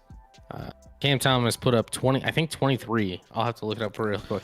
23 in his freshman year at LSU, but there was an efficiency there that could leave a lot to be desired. You look at 23, and that sounds great, but the efficiency, he took a lot of shots, was used a lot. He's a bucket getter. He's kind of like a baby Melo in that sense. Not quite as big as Melo or the size of Melo, but he's thick nonetheless. And some people have him ranked way, way higher. We have him at 24, but other places have him a lot higher than that. So, took 209 threes in his freshman year. You don't get that leverage often. 88% free throw shooter. He's a score first guard. He is a nothing on defense. We're talking about nothing. He and he's not gonna be a playmaker on offense. So on an offense that has James Harden, Kyrie Irving, and Kevin Durant, he's not gonna create for them whatsoever. He's just gonna generate. I like Cam Thomas, the player. I hate him on Brooklyn. Is that for sure Brooklyn's pick? Did they trade it or something? what's going on? Because that makes no sense for Brooklyn. From what I in my can tell, I haven't seen any It is trade their pick. updates. Yeah. So looks Yeah. like he is that pick for the Brooklyn. Did we catch up on the chat with Pnex? Barton replacement. We need to upgrade Barton. Yeah, no, I've never been a Barton guy. Obviously, he's been hurt a lot recently, and absolutely thinks he's better than he is. Dab in the chat. Suni Lee just took all-around gold in gymnastics. I had heard that had happened prior to watching it. I've been terrible about watching these Olympics. I don't know about I you. know it's been tough for me This too. is the worst for me ever. And the time difference, and then you know about it, and then I'm like, I don't want to watch something I already know. I mean, the all around in gymnastics for women is one of my like favorite events to watch. So, you know, we're this took precedent, but so maybe I would have checked that out. But I also have 3 children, 4 and under, so I don't have time to watch anything like that. So fantastic for Suni Lee. We talked obviously about the Simone Biles stuff last night on our show. Great for Team USA. Had someone that stepped up and took gold. Nothing against Simone. Suni posted a couple things on Twitter, I think, in support of Simone and her team in general, the U.S. team. So still took the all-around gold in the U.S. So phenomenal job by Suni Lee. We have another star that stepped up. So in an absence, someone else becomes a name and a household name here in the U.S. and proud of this girl for stepping up. I don't know anything about her outside of this. She won the all around. There you go. That's all you need to know. And we talked about this on the, when we had our big discussion about, the mental health and everything else. Like, it's someone's time to step up. It's someone's opportunity to get their name out there and make a name for themselves, and she did just that. So would she have won this if if the injury or if the mental illness thing didn't pop up? Probably not. Maybe she loses, gets silver or something. But I mean, yeah, big ups to Suni Lee. Congrats. So right now, and I'm still focused on this Cam Thomas pick. Oh yeah. If you're Brooklyn, you gotta pick a guy that wants the balls in his hand to take a shot. You gotta love that, because why would you want Kevin Durant, Kyrie Irving, or James Harden to shoot when you can have Cameron Thomas shoot?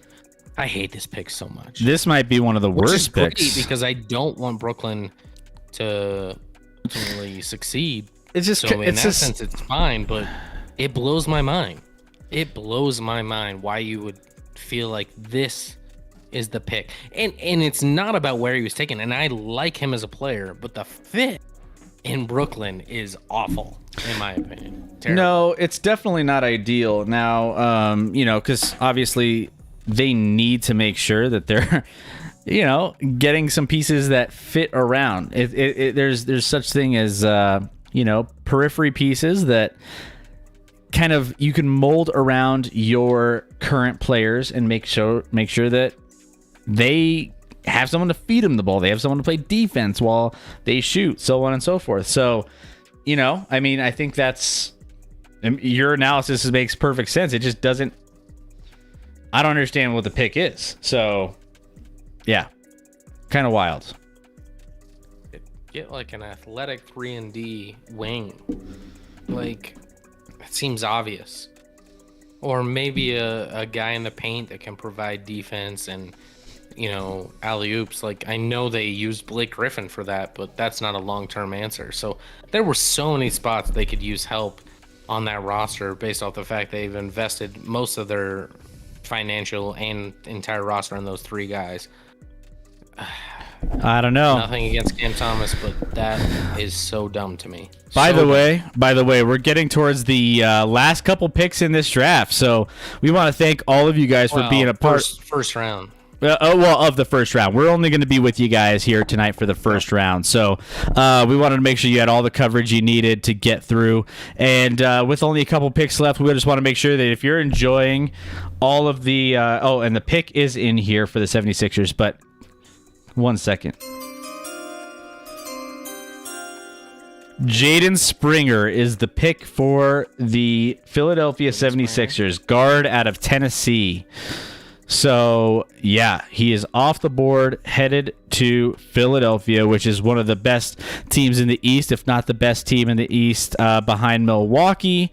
At this point, obviously, they're looking to build some pieces around. They don't know what's going to happen with Ben Simmons and if he's going to get traded or when he gets traded. So, adding a guard here makes a little bit of sense to have some more depth at that position. But yeah, that's what they're going with here in the Philadelphia franchise. Trying to pull up my profile on this one's fine. Not a blowaway either, but totally fine. And I think I'm blowing over his profile in my order here. So I'm trying to pull that up to remind myself of the traits of a Jaden Springer, as I have right here. As I think my player profile says, motor, energy, no doubt about that. 18 years old, super young, comped him to Malcolm Brogdon, so has some traits to be, the strengths are motor and defense right now. But he also didn't take a lot of threes, but he hit him at 44% clip on only 45 attempts, but has shown he can hit that shot. So absolutely great defensively. Will really help them out on the defensive end, and has the ability to develop on offense. The potential's there. He hit more than 80% of his free throws and over 40%, nearly 40% of his spot up threes. So forget any of those. Very small sample size. Slow release, a little bit of a minus there. Not a huge burst, whether it's on offense or defense, and not an above the rim type guy. But at this point, you're looking at a guy that is a really solid pick. We had him ranked at 25. I would have probably had him a little higher in my mock. I like this guy. Yeah, he has a great feel for the game. 44.4% from three, 12.5 points average. Communicative off the ball, defender who vocalizes rotations. He's like a leader on the court. Drives to the rim. He's decisive decision maker. Feels confident with the ball. Good shooting potential. So there's a lot of intangibles. Produces at a high level despite sharing backcourt with multiple talented players. Always seems to be in control. Lacks great first step and dynamic dribble moves, but moves with purpose. So I feel like with some of those intangibles, he's somebody you can just throw out there, play some good defense, be strong with the ball. And I feel like those kind of players are pretty valuable when it comes to getting this late in the first round, in my opinion. Now, shooting off the, once he gets the ball off a catch, takes a little bit of time to kind of get comfortable shooting there. Lacks the burst that you would want to see. So he's athletic, but his athleticism isn't quite the same as some of the other players in this draft. Below the rim finisher who, he could be better there as well. Has shots blocked quite a bit. We saw that in some of the tournament games where he got low and, got just stuffed by some of these defensive minded players or some of the bigger forwards and centers in the college basketball landscape. So overall, I think this one is a really great pick as well. Energizer on both ends of the floor, though, consistently making winning plays. But just if he can work on his shot, he might be one of the steals of the draft. Down to 2 picks left here in the first round. Two picks. It looks like it's the Suns and Utah, but it's actually the Suns traded with Brooklyn earlier, I think today, actually, in a trade that brought them Landry Shamet. I'm bad at saying that. Out of Wichita State, the shooting guard that's been a little bit around the league and a short stint in the league. He goes to Phoenix. Javon Carter, and this pick goes to the Brooklyn Nets. So I imagine Brooklyn's just going to look for any guy that wants to score. They need a scorer, don't they? Yeah. Don't they need someone do they who can la- put the ball in the basket? I don't think they have any of those. Yeah. So please, Brooklyn, if you can hear us, I don't know. please get a guy that once the ball's in his hand to shoot, so you can remove the ball from your terrible players like Kevin Durant, Kyrie Irving, and James Harden. How many black holes do they have on that team? Like All of them. All of them. By the way, we have a couple picks left. I was going to say this a little bit earlier, got cut off that pick, but the pick is in for the Suns. If you're loving the content, if you're loving what we're doing, and you love, just sports in general, we cover all sorts of sports on Wednesdays. We talk about news from around the country. We do mock drafts. We have NFL coming up. We're going to be doing a ton with the NFL when it comes to, everything with making picks and predictions and giving you analysis, giving you betting tips all the time. I mean, top to bottom, NFL is our bread and butter. We love NBA. We love all these other sports. We cover everything. But once NFL kicks off, we have a lot of fun. Also, NBA free agency is coming up this week, 4 days from now. So we'll be covering that soon as well. But the pick is in. Let's ring the bell. Oh my goodness. De'Aaron Get a score. Sharp, center out of North Carolina. Day'Ron Sharp. Like Aaron, but it's Day'Ron. Day'Ron. Aaron. It kind of fits. It kind of fits. But yeah, they don't get a shooter here. So there you have it. This is an energy guy. This is a fit. This For what they need. makes They need a guy sense. that will provide energy, hustle, rebound the ball. Almost got 20% of the rebounds when he was on the court defensively at North Carolina, or in general at North Carolina, I should say, not defensively. Not going to be a guy that's going to put a lot on the offensive side of the ball. Put up 9.5 points, but most of that was on either putbacks or not a lot of design plays. Finally, they actually looked at the roster and was like, you know what? We should probably just get a high energy effort guy, a guy that doesn't need the ball in his hands to score, because he's not going to score. I don't think he'll ever be a guy that scores prolifically at the. If he ever averaged double digits, I'd be shocked. But a role player that can provide energy, a little rim protection, a big man in the paint, 6'11", provides a lot there. Not a shooter. He shot 50% from the line last year at North Carolina, so that'll tell you about his ability to stretch the floor. He can't do it.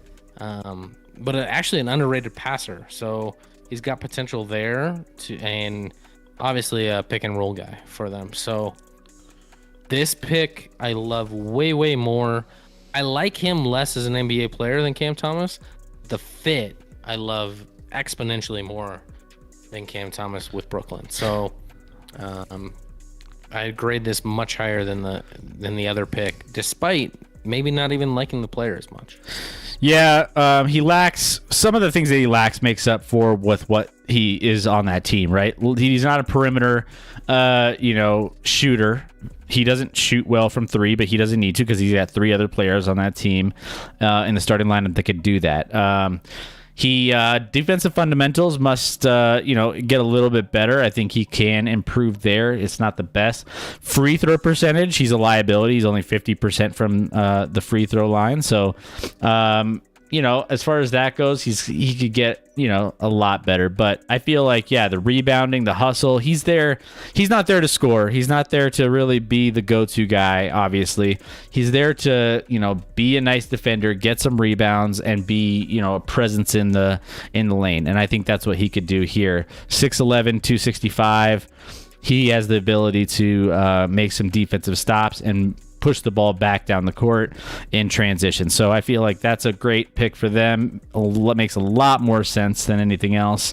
And he's just a hustle machine. He's got a motor on him. So I think where he's going to come into play biggest is on the offensive glass. I think you might have seen a couple little highlights here, just getting some rebounds. But yeah, it fits like you mentioned. We get to the bottom of these boards, and you start getting to some, not the greatest talent, but still guys that can be role players. We got one final pick in the first round. I actually just saw we have a trade with it, so it will not be the Utah Jazz, which it sounds weird to say that the Utah Jazz have the last pick in the first round. And of course, as you predicted, they underachieved in the playoffs. But they traded it to Memphis, and I have been on record not a fan of what Memphis did earlier on, reaching for Zaire Williams in this draft, so it'll be interesting to see who they take here. Not that there can be like many terrible options here, especially for a roster that needs a lot of filled holes, but who do they want so badly that they moved up into this first round to take? I mean, right now, we're looking at the best available here. Jared Butler's still available. Which is crazy. Crazy, I wouldn't have thought Jared Butler would drop this far. If you told me to choose between similar guys and Jared Butler and Quentin Grimes, to me it's no brainer Jared Butler. Yeah, I agree. Sharif Cooper, Ayo Dosunmu from Illinois is a guard that he was projected to be in where the Nuggets were picking, and maybe potentially going around that little portion of the bottom round of the first round. So, it's interesting here. The pick is in. Let's ring it up. Jason Preston, another guard that could be out there. Santi Aldama, forward from Loyola, Maryland.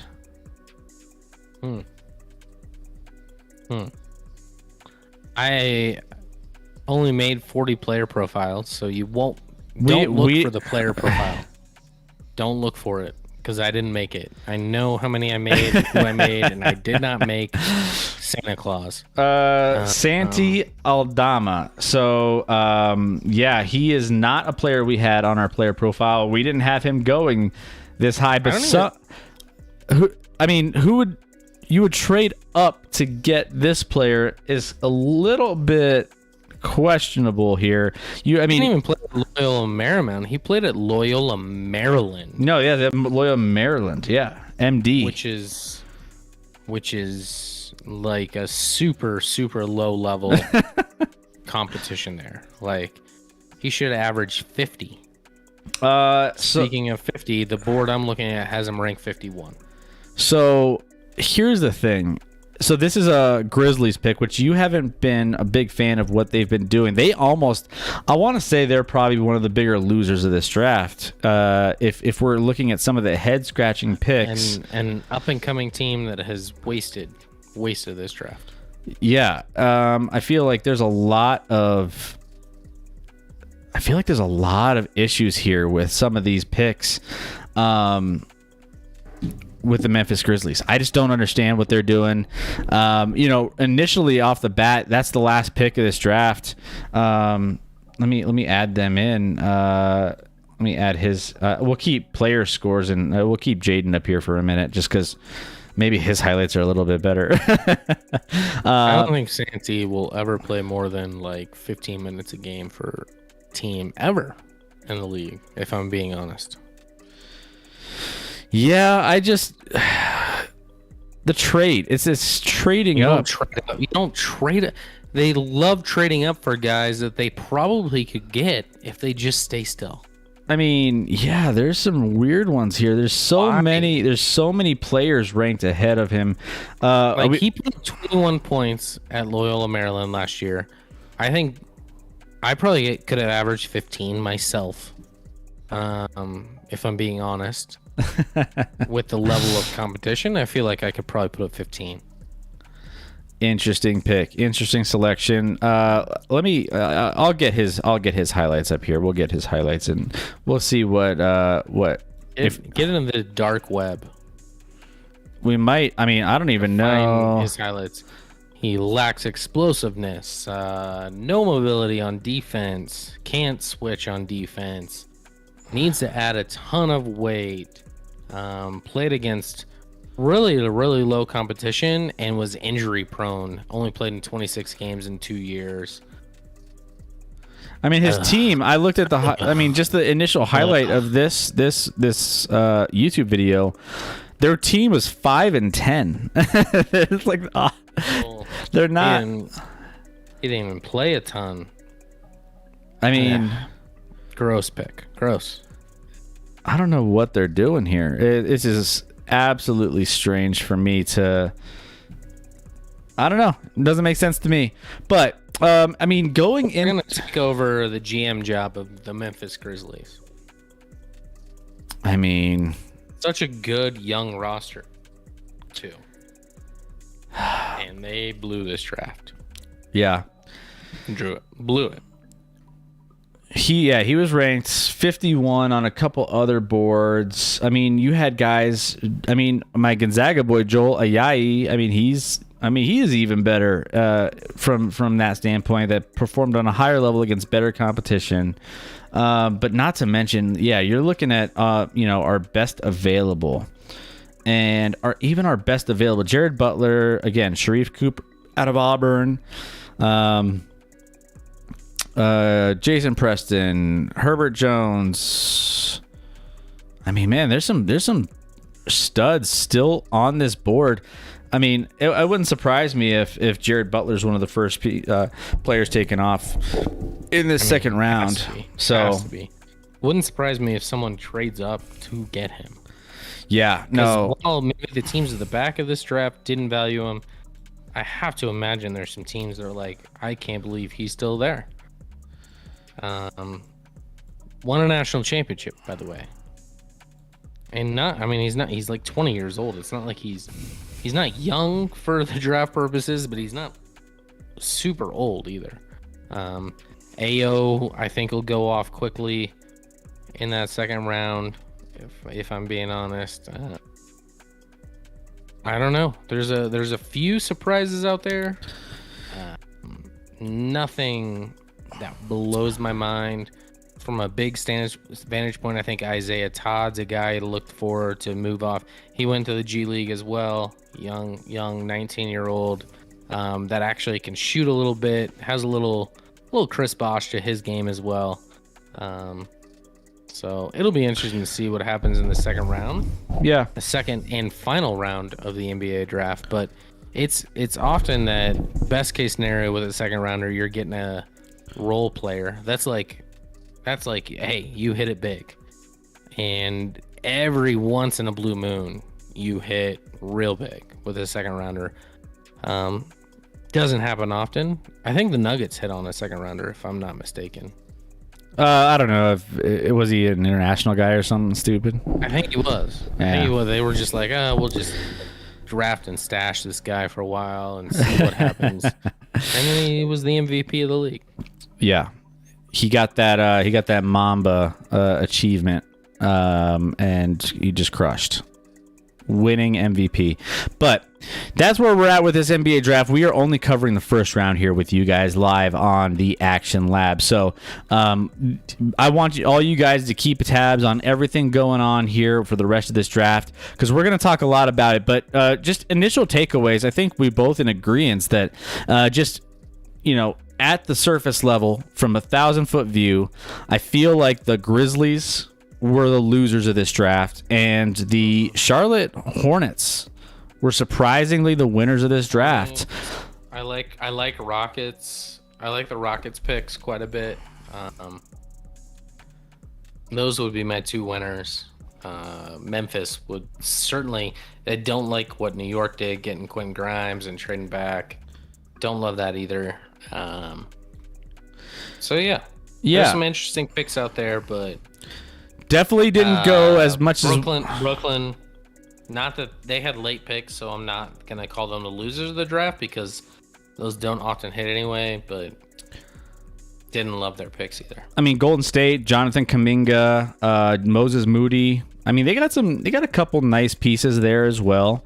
I don't think they would have. I don't think they would have thought both those guys would be available at one of those remaining at 14. I would have gone differently than Kuminga at 7, but still liked the pick at 14. So they're gonna help themselves a lot, and they're gonna add a guy named Klay Thompson that used to play in the league. I think he retired for like 2 years. Yeah, I mean, they got some shooters on the way back. I'll tell you that. I mean, they're going to be a force to be reckoned with. I'll tell you that right now. But so this has been a fun draft, though. I've had a lot of fun covering this with you. We put a lot of work into this, and we always love sharing it with our Action Lab community. So if you're here, make sure you hit that follow button because it means a lot to us. And we have so much content every Wednesday and every Sunday, each and every week that we are covering. So make sure that you're here and you hit that follow button so you get all those notifications on when we go live. We have new things happening all the time. We just started up our TikTok. We have, tons of fun videos we're going to be shooting on TikTok. We have our YouTube channel, which we're ramping up even more. We have all sorts of stuff going on, guys. So we want to make sure that you guys are a part of each and every one of these streams. And I'm not even on the screen right now. I was going to say, I'm finally featured solo. There we go. And then I need it. And now you're featured solo. There we go. So, for some reason, my video just turns off randomly. But no, thank you guys so much for being a part of what we had here. This was definitely a lot of fun. We did this for the NFL draft. We wanted to do it for you guys for the NBA, and we have a lot to cover here coming up on Wednesday. So make sure you are here and ready to go because honestly, we have so much to cover that free agency is coming up and, all the, trades coming out of this draft. We have the Westbrook trade that just took place that, that's a big thing that we haven't really had time to cover. We have a lot going on in the NFL ramping up training camp here in Denver. I'm getting pictures and things from training camp ramping up here locally. So as far as that goes, that's exciting that we're getting closer and closer to football. But make sure you're here. Make sure you're hitting us up on all our social media platforms. Thank you so much for everyone who participated in the chat today. P. Nix, Deb, Mayday popped in for a little bit. We had, I believe, a couple other folks. Macaulay Jones. Macaulay, thanks for letting us, Not gonna lie. We excited you a little bit. So hit that if you're here. Hit that follow button if you want to see more of us. I think you might. So why not, right? And then we want to announce you here and give you a big shout out here. So love all of you guys. We have, again, big show on Wednesday, or on Sunday. I keep thinking, oh my gosh, I feel like it's Sunday. We have a Wednesday show. It's Thursday. We're back to back. We're back on Sunday. So no rest for the weary. We're back here on Sunday. We're going to deliver again. It sounds like we'll talk about MLB stuff too. Max Scherzer to the Dodgers is as done of a deal as I thought the Padres one was. How do you feel about that? Dodgers getting stronger. I mean, yeah, the rich get richer. Jeez. And Trey Turner sounds like they're in that deal. Now, I imagine they had to give up a ton of their prospects. And as a Rockies fan, you should be thrilled. As a Rockies fan, you might hate the Dodgers and not want to see them win, but they're sacrificing their future, which is what the Rockies need to be focused on for their present, which the Rockies don't need to be focused on. So, as a Rockies fan, you should be thrilled that the Dodgers did what they did today because the Rockies aren't touching the Dodgers right now. So, you're hoping they mortgage some of their future pieces so that at a later date, the Rockies can maybe compete on the same level with a Dodger team. There you go. Well, we'll have a lot to cover, so make sure you're here with us each and every step of the way. Love all of you guys, and we'll be adding we gotta add all the social media here. I'm slacking on that. Sorry, guys, but if you're not seeing our Twitch everyone else in the world. I'm sorry, TikTok. not our Twitch, our TikTok. Everyone else in the world has, so you're missing out. It's Action Lab Live on TikTok. So check it out. You might enjoy all of the little videos that we're putting out. So we're also going to be putting out videos, highlights of our stream, little like sound bites as well on there. Maybe some, spice them up a little bit with all those filters and everything else. We'll have some good times with it, but a lot more content coming your way. Don't you worry. So have a great rest of your week. Tomorrow's Friday. Be happy about that. We're into the weekend, and we have a show coming back up on Sunday night. So we will see you then in the lab. Love all of you guys, and thanks for being with us here.